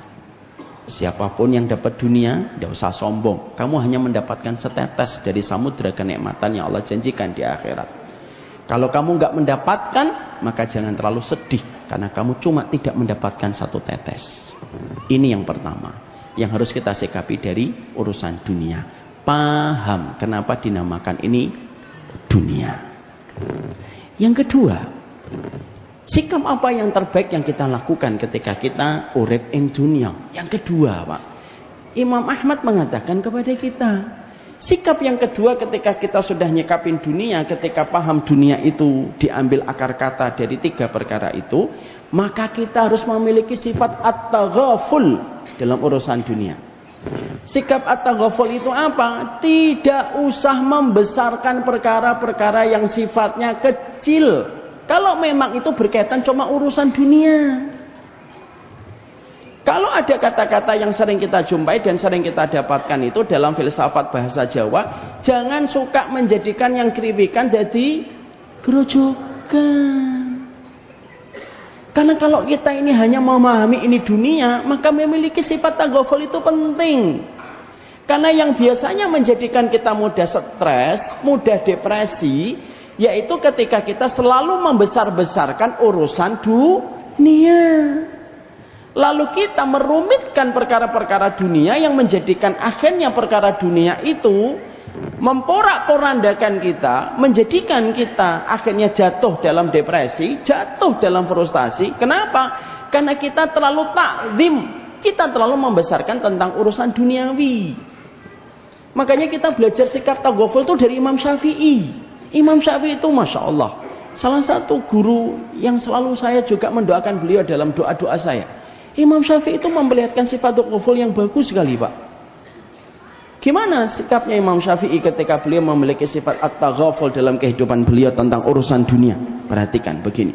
Imam Syafi'i itu, kalau ada orang tiba-tiba ngomong, Imam Syafi'i, iya, ada orang yang apabila ngomong di depanmu ada orang yang membencimu, menghujatmu, mencelakmu setiap waktunya. Perhatikan gimana responnya Imam Syafi'i. Imam Syafi'i itu bersifat tenang, tidak membesarkan. Lalu dia ngomongnya begini, ya kalaupun dia membenci saya, mencela saya, minimal nanti kalau ketemu saya tidak akan berani utang sama saya. Ringan. Cara nyikapin kayak gitu tuh mahal hari ini, Pak. Sifat at-taghaful itu ternyata merupakan perkara yang ternyata kita itu banyak tidak paham, itu termasuk dari sunnah. Makanya akhirnya ada juga lagi yang pernah mengatakan sama Imam Syafi'i, Imam Syafi'i, ada seorang fulan, kalau di depanmu manis, kalau di belakangmu membicarakan kamu. Apa kata Imam Syafi'i? Ya sudah, minimal dia kalau di depan saya masih punya respek dan masih punya hormat, walaupun di belakang saya dia membicarakan saya. Ini sikap yang disebut dengan sifat at-taghaful. Jadi misalkan kita dalam urusan duniawi kita buat ringan, tiba-tiba kita sudah hati-hati kesenggol motor kita. Kita lihat dulu ini urusan dunia atau urusan akhirat. Kalau ini urusan duniawi, ya sudah. Ya sudahlah, urusan dunia dibuat gampang. Supaya akhirnya kita tidak menjadikan dunia itu menjadi sebab kecintaan dan tidak menjadikan dunia itu sebab pertikaian. Kalau kita sudah memiliki sifat at-taghaful, enak. Tiba-tiba kita sudah baik sama istri kita cemberut dan ngambek sama kita. Ya sudah, minimal bapak punya waktu sendiri dulu. Supaya tidak terlalu banyak direpotkan dengan istri ketika istri sedang dalam kondisi ngambek, dia butuh waktu sendiri. Tenang. Kalau ada seorang istri ketika dia berbuat baik kepada suaminya, suaminya belum membalas, ya dia dalam kondisi, ya sudah, Allah pasti yang akan membalasnya dan balasan Allah lebih baik daripada balasan suami. Sifat taghaful ini ternyata merupakan perkara mahal. Tapi ini merupakan bagian dari cara kita untuk urip in dunia. Hidup di dunia itu harus memiliki sifat taghaful, Pak. Hari ini kita zamannya suka merumitkan perkara-perkara duniawi terlalu berlebihan. Sehingga kalau kita merumitkan perkara duniawi secara berlebihan, itulah yang menjadikan kita nanti ditertawakan oleh dunia. Sebagaimana yang dikatakan oleh Nabi Isa, hakadha taf'alud dunya bi ahliha. Sehingga sudah. Makanya ada seorang teman saya ngomong, kalau ada orang komentar kepada kita di akun kita dengan kalimat yang buruk, sikapi aja dengan tenang. Setidaknya ada ratusan orang yang tetap mendoakanmu. Jangan sibuk memprioritaskan dirimu dengan orang yang tidak pernah memprioritaskan dirimu dalam hidupnya. Jadinya tenang. Makanya inilah yang menjadikan kita memahami urip in dunya itu perlu sifat at-taghaful. Sehingga nanti kita tidak merumitkan dan tidak dan kita tidak akan pernah mengubah keriwikan menjadi kerucukan. Yang ketiga, apa yang harus kita lakukan pada kehidupan di dunia ini?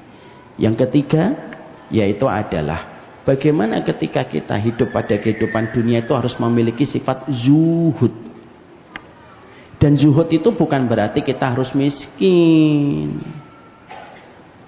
Zuhud itu bukanlah amalan ibadah fisik, tapi zuhud itu merupakan amalan ibadah hati.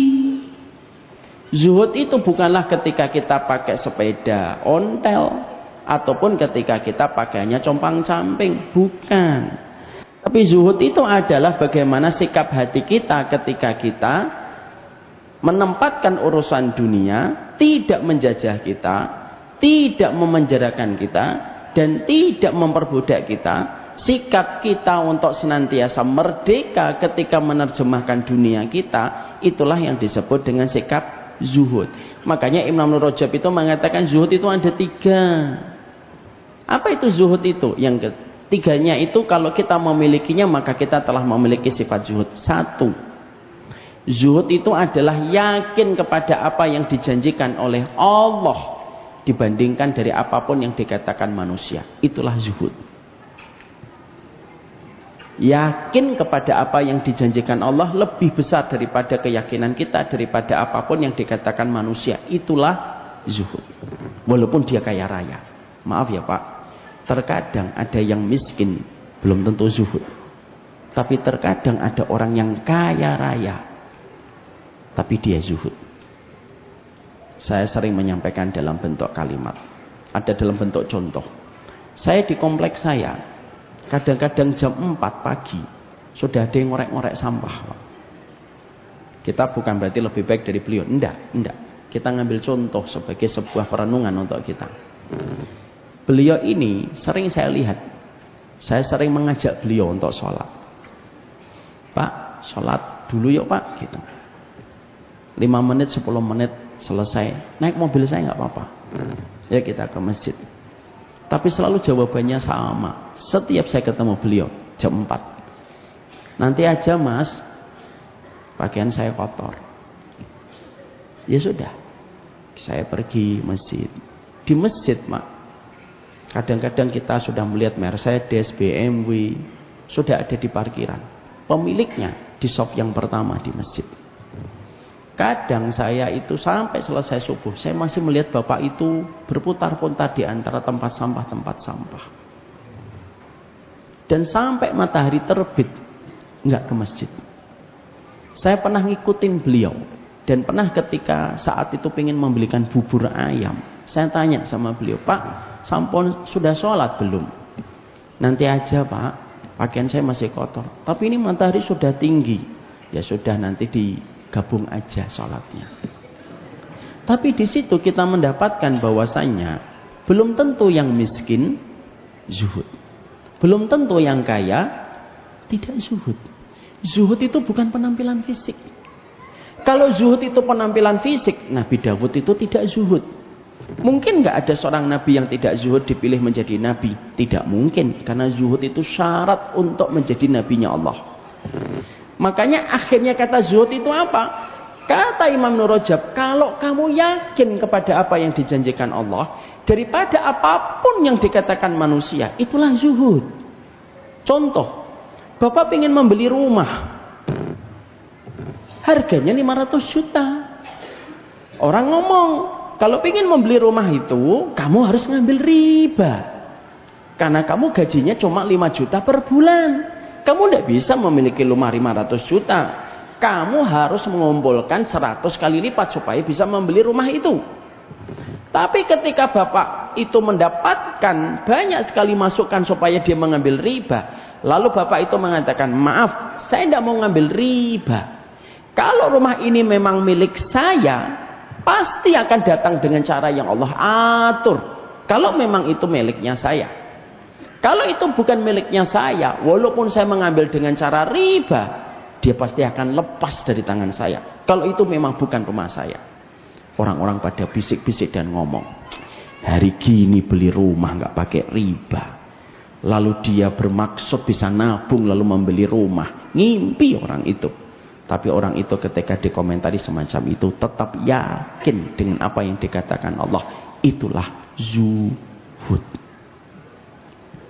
Anak bapak dibawa ke pondok. Orang ngomong dong, hari gini kok di pondok. Mau SMA aja cuma jadi kasir kok. Malah kamu nyekolahin anakmu di pondok, ngafalin Quran, ngafalin Alfiyah. Nanti mangane opo? Kerjanya di mana? Tapi sang bapak tetap mengatakan, tidak mungkin Allah membiarkan hambanya kecuali Allah yang menanggungnya selama dia punya ilmu. Ketika Allah mendapati dia beriman, itu namanya zuhud.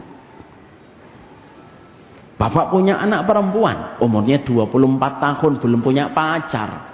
Orang ngomong, lu anakmu nggak boleh pacaran Mas. Enggak dong. Kenapa nggak boleh pacaran? Ya pacaran juga tidak menjamin dekatnya jodoh, tidak pacaran juga tidak menjamin jauhnya jodoh. Hari gini kok ndak pacaran. Oh, yang pacaran aja belum tentu kawin kok, apalagi ndak pacaran. Tetapi bapak tetap mengatakan, saya tetap tidak membiarkan anak saya pacaran. Itulah yang dinamakan zuhud. Jadi pada kehidupan di dunia, urip in dunia itu perlu zuhud, bukan berarti harus miskin, enggak. Kaya itu enggak ada aib, selama kekayaan itu tidak menenggelamkan hati kita. Yang terpenting hatinya jangan bocor. Lautan itu tidak akan membahayakan kita selama perahu kita tidak bocor. Kapan lautan itu berbahaya untuk kita? Kalau perahumu bocor. Lautan itu berbahaya untuk kamu karena kamu akan tenggelam. Tapi selama perahu kamu itu tidak bocor, lautan itu tidak akan membahayakan kita. Kapal kita dan perahu kita itu merupakan perumpamaan hati kita. Maka air lautan itu ibaratnya dunia. Karena dunia itu tidak salah. Yang salah itu cara kita ketika kita melihat urusan dunia lalu kita kalah dengan urusan dunia. Karena sesungguhnya sebagian ulama itu ada yang mengatakan kaya yang bersyukur itu terkadang lebih banyak memberi manfaat. Makanya maaf ya Pak, kalau saya bapak dan ibu saya tanya, mana yang lebih utama, kaya yang bersyukur atau miskin yang bersabar? Siapa yang menjawab A? Kaya yang bersyukur. Siapa yang jawab B? Miskin yang bersabar. Atau ada yang menjawab C? Enggak sabar, enggak syukur. Siapa yang jawab A? Angkat tangan. Masya Allah. Siapa yang jawab B? Siapa yang jawab C? Ini murid antum kayak gini Ustaz. Maka sesungguhnya para ulama itu sampai mengatakan mana yang lebih utama, kaya yang bersyukur atau miskin yang bersabar? Maka sebagian ulama mengatakan kaya yang bersyukur lebih utama karena lebih banyak memberi manfaat. Ada yang mengatakan miskin yang bersabar pun lebih utama. Tapi jawaban yang paling rajih dan paling kuat itu adalah di antara mereka yang paling utama, yang paling bertakwa di antara keduanya. Tapi maaf, kaya itu tidak salah Pak. Bukan berarti kalau kita bahas zuhud lalu kita benci dengan kekayaan. Salah. Kalau kita bicara zuhud itu bicara tentang keyakinan hati, bukan bicara tentang kaya dan miskin. Makanya maaf, saya pernah ingat satu kisah nyata. Bapak tahu Imam Syafi'i ini salah satu ulama yang nggak terlalu suka sama orang kaya dulunya. Sampai beliau diuji dengan orang kaya dari guru-gurunya. Imam Malik itu kaya raya Pak. Pakaiannya itu pakaian yang paling bagus, minyak wangi yang paling bagus. Dan beliau itu pedagang sukses. Ya kan kayak samping saya ini rawon amanah. Maka Imam Malik itu nomor sepatu saya 42 Ustaz. Maka Imam Syafi'i itu qadarullah gurunya tuh kaya-kaya. Maka satu waktu Imam Malik itu undang Imam Syafi'i, sini Syafi'i. Aku ngerasa ilmuku sudah habis. Tapi kamu harus tetap belajar. Aku sarankan kamu belajar ke sana, ke Basrah, ke Baghdad sana. Kamu belajar kepada madhabnya Imam Abu Hanifah. Kalau Imam Abu Hanifah masih hidup, aku suruh kamu belajar ke Imam Abu Hanifah. Tapi dia sudah wafat. Aku perintahkan kamu belajar kepada Abul Hasan Asy-Syaibani, salah satu di antara muridnya Imam Abu Hanifah. Lalu Imam Syafi'i sendiko dawuh sama gurunya. Pergi beliau. Semua kebutuhan beliau untuk pergi ketemu Abul Hasan Asy-Syaibani dicukupi sama Imam Malik. Dicukupi sama Imam Malik Pak. Pergilah beliau ketemu dengan Abul Hasan Asy-Syaibani dan beliau kaget. Ketika sampai di rumahnya, Abul Hasan Asy-Syaibani itu lagi ngerapiin dinar Pak. Ngerapiin dinar, di atas mejanya ngitung ini berapa dinar, ini berapa dirham, ini berapa dinar gitu. Imam Syafi'i kaget. Loh, gimana ini ulama malah ngitungin uang? Salahkah saya ini berguru? Atau jangan-jangan guruku salah milih guru?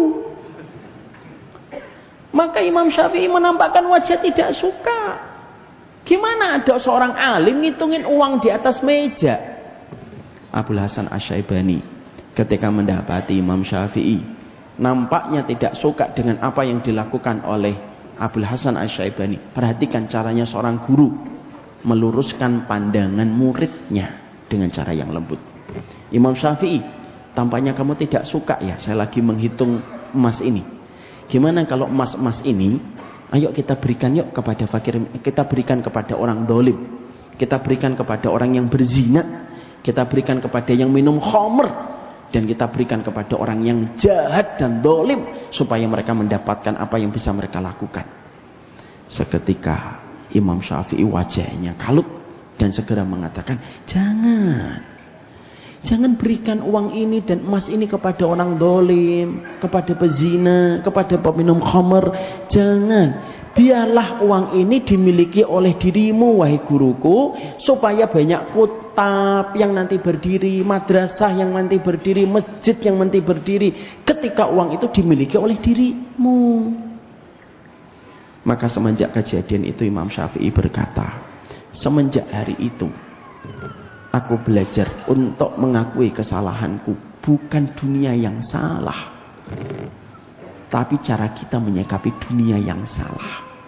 Makanya yang namanya zuhud itu apa? Yakin kepada apa yang dijanjikan oleh Allah. Makanya itu salah satu kriteria ketika kita zuhud. Yang kedua, kriteria zuhud itu apa? Kalau kita mendapatkan musibah, maka kita ingin mengharapkan balasannya itu adalah balasan di akhirat dan tidak balasan di dunia. Dan yang ketiga, zuhud itu apa? Ketika dipuji dan dicela, kita dalam kondisi yang sama. Makanya inilah yang menjadikan kita paham. Yang ketiga, urip in dunya, zuhud. Kalau kerja, Pak, kerja yang maksimal. Kalau bisa mendapatkan profit yang besar, profit yang besar, supaya kita tidak menjadi beban bagi orang lain. Muslim itu harus kreatif, Muslim itu harus inovatif. Tapi kalau nanti sudah mendapatkan pundi-pundi rezekinya, dia pakai pundi-pundi rezekinya untuk memberi manfaat kepada banyak orang. Saya tutup nomor 3 ini dengan sebuah kisah nyata. Hasan al-Basri itu pernah mencari muridnya namanya Sabit al-Bunani. Tahu Sabit al-Bunani? Insya Allah tidak tahu. Beliau ulama besar. Maka dicari sebagaimana Nabi Sulaiman mencari hudhud. Lu tidak ketemu. Ternyata Sabit al-Bunani itu terlambat datang ke halaqah ilmunya Hasan al-Basri. Ketika baru datang, langsung ditegur keras sama Hasan al-Basri. Lima ta'akharta. Kenapa kamu telat? Sabit al-Bunani menjawab, iya aku telat karena aku menjumpai sesuatu yang membuatku terlambat, wahai guruku. Apa yang kamu lihat sampai kamu telat? Perhatikan. Sabit al-Bunani lalu mengatakan, aku mendapati ada seekor burung sakit sayapnya, tidak bisa terbang. Setiap dia terbang di atas sarangnya dia jatuh. Setiap dia terbang dari sarangnya dia jatuh. Setiap terbang dari sarangnya dia jatuh. Maka aku penasaran, lah kalau burung ini sakit sayapnya, terus dari mana dia mendapatkan rezekinya? Maka aku duduk di bawah, aku liatin gimana cara Allah mengatur rezekinya kalau dia tidak bisa terbang. Ketika aku lihatin dari bawah, maka aku menjumpai ada burung-burung yang membawa cacing. Dan setiap burung itu membawa cacing, memberikan cacingnya kepada burung yang sakit. Berulang-ulang sampai burung yang sakit itu kenyang dengan setiap cacing yang dibawa oleh burung-burung yang datang ke sarangnya. Hasan al-Basri saat itu bertanya kepada muridnya Sabit al-Bunani, apa hikmah yang kamu jumpai dari kejadian itu? Hikmah yang aku jumpai dari kejadian itu adalah, oh ternyata kalau kita sakit tidak bisa apa-apa, tidak usah khawatir, dunia kita sudah diatur oleh Allah. Walaupun kita sakit, pasti nanti ada yang mengantarkan bantuan ke rumah kita. Apa kata Hasan al-Basri? Kenapa kamu menempatkan dirimu serendah itu? Kenapa kamu tempatkan dirimu sebagaimana burung yang sakit? Kenapa kamu tidak tempatkan dirimu sebagai burung yang membawa cacing? Kalau setiap umatnya Nabi Muhammad menempatkan dirinya sebagaimana burung yang sakit di sarangnya dan menunggu cacing yang datang ke sarangnya, hinalah umatnya Nabi Muhammad SAW. Tapi ketika umatnya Nabi Muhammad itu menempatkan dirinya sebagai burung yang membawa cacing, itulah kemuliaan, itulah izzah. Dan itulah yang harus kita pahami. Makanya maaf, hidup di dunia itu bukan berarti kita menceraikan dan mengharamkan dunia. Allah mewajibkan kita hanya untuk zuhud. Dan zuhud itu bukan berarti kita miskin, tapi zuhud itu adalah sikap bagaimana hati tidak mengendalikan kita dan tidak menjajah untuk merusak kehidupan akhirat kita. Maka itulah sikap yang ketiga, sikap zuhud yang kita miliki. Yang keempat, apa yang harus kita pahami? Maka sesungguhnya yang kita harus mengerti dan kita harus pahami bagaimana kita menjalani kehidupan kita di dunia, yaitu adalah yang ketiga, memahami betul bahwasanya ini tempat mazru'ah dan ini merupakan tempat kita bercocok tanam dalam setiap kebaikan dan setiap ketaatan. Persis dengan apa yang tadi disampaikan sama Ustadz Rifki. Makanya Bapak, maaf Ibu, orang yang mati husnul khatimah, apa itu salah satu tandanya? Berkeringat dahinya. Yamutul mu'min biarkil jabin. Orang mukmin itu kalau meninggal dunia berkeringat, itu dahinya berkeringat, pelipisnya. Kenapa orang yang beriman itu mereka berkeringat dahinya? Rasulullah tidak meninggal di Masjid Nabawi, Nabi tidak meninggal di Masjidil Haram, Nabi tidak meninggal di perang Uhud, Nabi tidak meninggal dalam perang Badar, tapi Nabi meninggal dunia itu husnul khatimah di atas pangkuan Aisyah. Apa tanda husnul khatimahnya Nabi Muhammad? Berkeringat dahinya, berkeringat pelipisnya. Saya pernah menyaksikan sahabat saya, Pak, lulusan Madinah. Beliau malam-malam saya diberitahu oleh keluarganya sakit perut. Sakit perut itu pun sudah mati, salah satu tanda kesyahidan. Bawa ke rumah sakit, menjelang subuh meninggal dunia. Habis kajian subuh saya datangin. Dan saya duduk di sampingnya, saya lihat berkeringat. Saya ambil tisu, saya usapkan. Keringat lagi. Saya ambil tisu lagi, saya usapkan. Ke sini minta izin sama istrinya. Berkeringat lagi. Itulah husnul khatimah. Pertanyaan kita, kenapa orang husnul khatimah itu tandanya bukan dengan senyuman? Senyuman itu hanyalah bagian dari husnudon kita. Ini orang yang tenang dalam mati. Tapi kalau secara riwayat, kematian husnul khatimah itu berkeringat dahinya. Kenapa kematian husnul khatimah itu dengan berkeringatnya dahi? Karena Allah ingin menyampaikan pelajaran untuk kita. Orang ini lelah dari urusan ketaatan di dunia, dan kelelahan itu simbolnya dengan keringat yang keluar pada dahi dan pelipisnya.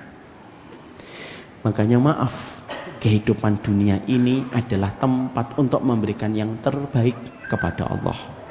Makanya ada satu riwayat yang pernah disampaikan oleh Ibunda Aisyah. Bapak dan Ibu, ini riwayatnya Masya Allah menggetarkan hati. Ada seorang perempuan datang kepada Ibunda Aisyah, lalu mengatakan kepada Ibunda Aisyah, "Wahai Ibunda Aisyah, tanganku sakit." Lalu Ibunda Aisyah bertanya, "Kenapa tanganmu sakit?" "Iya, karena mimpi yang aku jumpai tadi malam." Ibunda Aisyah nanya, "Mimpi apa tadi malam sampai menyebabkan tanganmu sakit?" "Maka aku mimpi berjumpa dengan bapak dan ibuku di dalam mimpiku, dan bapak ibuku sudah wafat, dan tadi malam aku menjumpainya di dalam mimpi. Tapi sebelum aku menyampaikan isi mimpiku, maka aku harus menceritakan tentang apa yang terjadi pada bapak dan ibuku," kata wanita ini. Wanita ini lalu berkata, "Aku punya seorang bapak. Bapakku dermawan, suka infak, suka sedekah. Tidaklah dia mendapatkan satu celah kecuali dia banyak berinfak di tempat itu. Tidaklah dia mendapatkan satu kesempatan kecuali beliau itu berderma. Dan itu beda dengan ibuku. Ibuku sepanjang hidup ketika aku membersamainya, ibuku hanya 2 kali berinfak. Yang pertama, ketika bapakku baru saja menyembelih sapi dan membagikan daging-daging sapi kepada fakir miskin, bapakku mengambil jatah dagingnya sedikit untuk bekal di dalam rumah kami. Ketika kami mendapatkan daging di dalam rumah, tiba-tiba ada pengemis datang, mengetuk pintu. Dibuka pintunya oleh ibuku dan ibuku tanya, "Mau apa?" "Minta makanan, Bu." Maka ibuku saat itu tidak mengambilkan daging, tapi ibuku mengambilkan gaji. Lemak yang ada pada daging itu disayat sama ibuku, lalu gaji itu diberikan kepada fakir miskin. Itulah pertama kali aku melihat ibuku berderma. Beberapa waktu kemudian datang lagi pengemis, mengetuk pintu. Ibuku membuka pintu, dan ketika membuka pintu ternyata ada fakir miskin. Lalu ibuku tidak memberikan apapun kecuali dia memberikan selembar kain yang ada di dapur, diambil, ada dua kain di dalam dapur, diambillah 2 kain itu, diberikan kepada fakir miskin itu. Itulah dua kalinya aku mendapati ibuku berderma, yang bertolak belakang dengan kebiasaan bapakku. Tadi malam aku bermimpi, dalam mimpiku aku menjumpai bapakku di dalam mimpi. Bapakku berada di tempat yang sangat indah, di pinggir sungai yang sangat segar sungainya. Bapakku mendapatkan semua kenikmatan dari kenikmatan yang tidak pernah saya dapatkan di dunia. Maka aku ketika menjumpai bapakku, aku senang dan aku berkata kepada bapakku, "Bapak, apa yang Allah berikan kepada dirimu?" Seketika bapakku mengatakan, "Allah membalasnya dan melipat gandakan apa yang Allah berikan kepadaku dari apa yang aku berikan di jalan Allah ketika di dunia. Ini buah-buahan, ini daging, ini istana, ini sungai di bawah, di sampingku, semuanya milik Bapak, diberikan oleh Allah untuk mengganti semua yang Bapak berikan ketika dulu di dunia." Maka aku bergembira sekali. Aku memeluknya, aku menciumnya, dan aku betul-betul meluapkan rasa rinduku kepada Bapak. Bapak dan Ibu, mimpinya orang yang hidup kepada orang yang meninggal dunia itu hak, sebagaimana di dalam surat Az-Zumar 42. Maka ketika aku meluapkan rasa rindu itu, pada saat itulah aku bingung. Tiba-tiba aku mencari ibuku dan tidak menjumpai ibuku, dan aku berkata, "Pak, mana ibu? Kok ibu tidak ada di tempat ini?" Maka pada saat itu bapakku berkata, "Kalau kamu tidak," lalu bapakku bertanya, "Apakah ibumu sudah meninggal dunia?" "Sudah." "Dia sudah meninggal dunia?" "Sudah." Bapakku sempat kaget. "Kalau ibumu sudah meninggal dunia dan ternyata tidak menjumpai bapak di tempat ini, ikutilah jalan ke kiri jauh ini sampai nanti kamu ada dapatin orang-orang berkerumun di tempat itu, maka bisa jadi ibumu di tempat itu. Kalau ibumu sudah meninggal dunia tapi tidak menemui bapak di tempat ini." Saya pada saat itu merasa, kenapa ibu tempatnya beda dengan bapak? Aku susuri sepanjang sungai itu ke sebelah kiri, sampai aku susuri jauh, dan aku jumpai ada satu titik hitam yang aku paham itu gesturnya ibu saya.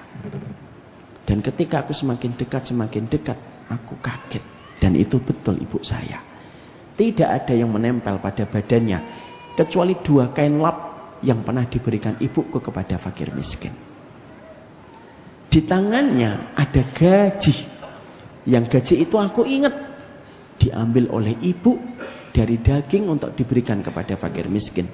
Dan ibuku meremas-remas gaji itu. Setiap ada tetesan airnya, seketika ibuku mencucuk airnya. Setiap meremas lagi ada satu tetesan, dicucup lagi. Dan itu berulang-ulang. Ketika aku menemui ibuku dalam kondisi bersedih, aku berkata, "Apa yang Allah lakukan kepada dirimu, wahai ibuku?" "Allah memberikan kepadaku sesuai dengan apa yang aku perbuat ketika aku bakhil." "Kamu ingat 2 kain lap ini?" "Iya." "Kamu ingat gaji ini?" "Iya." "Dan inilah yang aku dapatkan." Lalu ibuku tiba-tiba berteriak, "Atsyan, atsyan." Haus, haus. Maka seketika aku mengatakan kepada ibuku, "Ibu, kalau memang kamu haus, itu ada air sungai. Ambillah, itu air sungai yang menyambung dengan sungainya Bapak." Lalu ibu mengatakan, "Allah mengharamkan air sungai itu untukku." Maka seketika karena aku tidak tega, aku akan mengambilkan air itu. Dan ketika aku akan mengambilkan air itu, tiba-tiba ada satu suara yang mengatakan, "Siapapun yang mengambilkan air itu kepada ibu ini, maka tidaklah dia bangun kecuali kesakitan." Aku ambil tetap paksa air itu, aku cucukkan kepada ibuku dan aku terbangun. Dan seketika tanganku sakit ketika bangun dari tidurnya. Seketika Ibunda Aisyah ketika mendengarkan kisah mimpi itu, Ibunda Aisyah nangis. Apa ayat yang dibaca oleh Ibunda Aisyah? "Famay ya'mal misqala dzarratin khairan yarah. Wa may ya'mal misqala dzarratin syarran yarah." Disitulah akhirnya kita memahami pelajaran yang ketiga, pelajaran yang keempat. Inilah tempat kita di mana kita bercocok tanam dalam setiap kebaikan. Setiap kebaikan kita sejatinya tidak ada yang sia-sia. Makanya ada satu kaidah, innal birra la yabla. Sesungguhnya kebaikan itu tidak ada yang expired, dan kebaikan itu tidak ada yang basi pada kehidupan ini. Yang kelima, yang terakhir, yaitu adalah ketika kita memandang urusan dunia, lalu kita tidak mendapatkan apa yang kita inginkan dan apa yang kita harapkan, terbiasalah untuk menanamkan bahwasanya itu akan kita dapatkan kelak di akhirat. Bapak dan ibu kalau nanti melihat ada rumah yang bagus, ada mobil yang bagus, lalu punya keinginan kita untuk mendapatkan hal-hal yang bagus itu, tapi ternyata rekening kita tidak cukup untuk membeli semua itu, maka katakanlah innal aisha aisyul akhirah. Sesungguhnya kehidupan kami nanti di akhirat. Saya tidak mendapatkan di dunia, tapi insya Allah nanti mendapatkannya di akhirat. Itu merupakan sebuah kalimat untuk memupuk keyakinan kita. Ada orang yang terkadang tidak mendapatkan di dunia, supaya kita bisa mendapatkan pada kehidupan di akhirat. Makanya Rasulullah mengatakan, kalau kamu melihat sesuatu yang membuatmu takjub, melihat sesuatu yang membuatmu terpukau, maka kamu tidak memiliki itu, maka katakanlah innal aisha aisyul akhirah. Jalan, kita melihat ada mobil yang bagus sekali dan ternyata pemiliknya taat kepada Allah.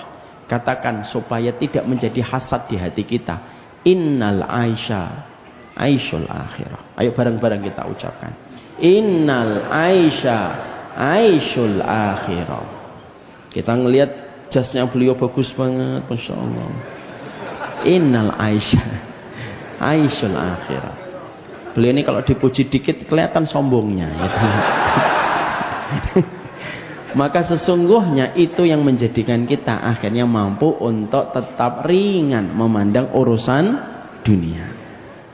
Kalaupun kita nggak mendapat di dunia, sesungguhnya pasti kita akan mendapatkan dalam kehidupan di akhirat. Bagi mereka yang yakin dan mengimani kepada setiap janjinya Allah. Inilah 5 perkara. Urip in dunya itu pada dasarnya bukan hartanya yang salah, bukan pula kemiskinannya yang salah, tapi cara kita menyikapi dunia yang terkadang tidak sesuai dengan petunjuk yang tentunya sudah dijelaskan oleh baginda Nabi Sallallahu Alaihi Wasallam.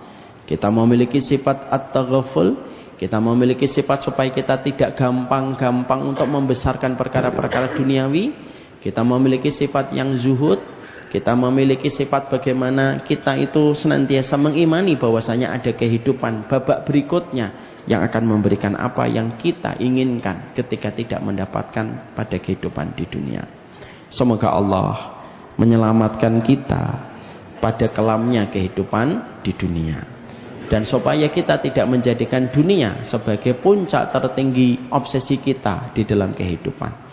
Doakan para guru, doakan para ustadz, bahwasanya para guru dan para ustadz itu tidak menjadikan dunia itu menjadi tujuan dia di dalam berdakwah.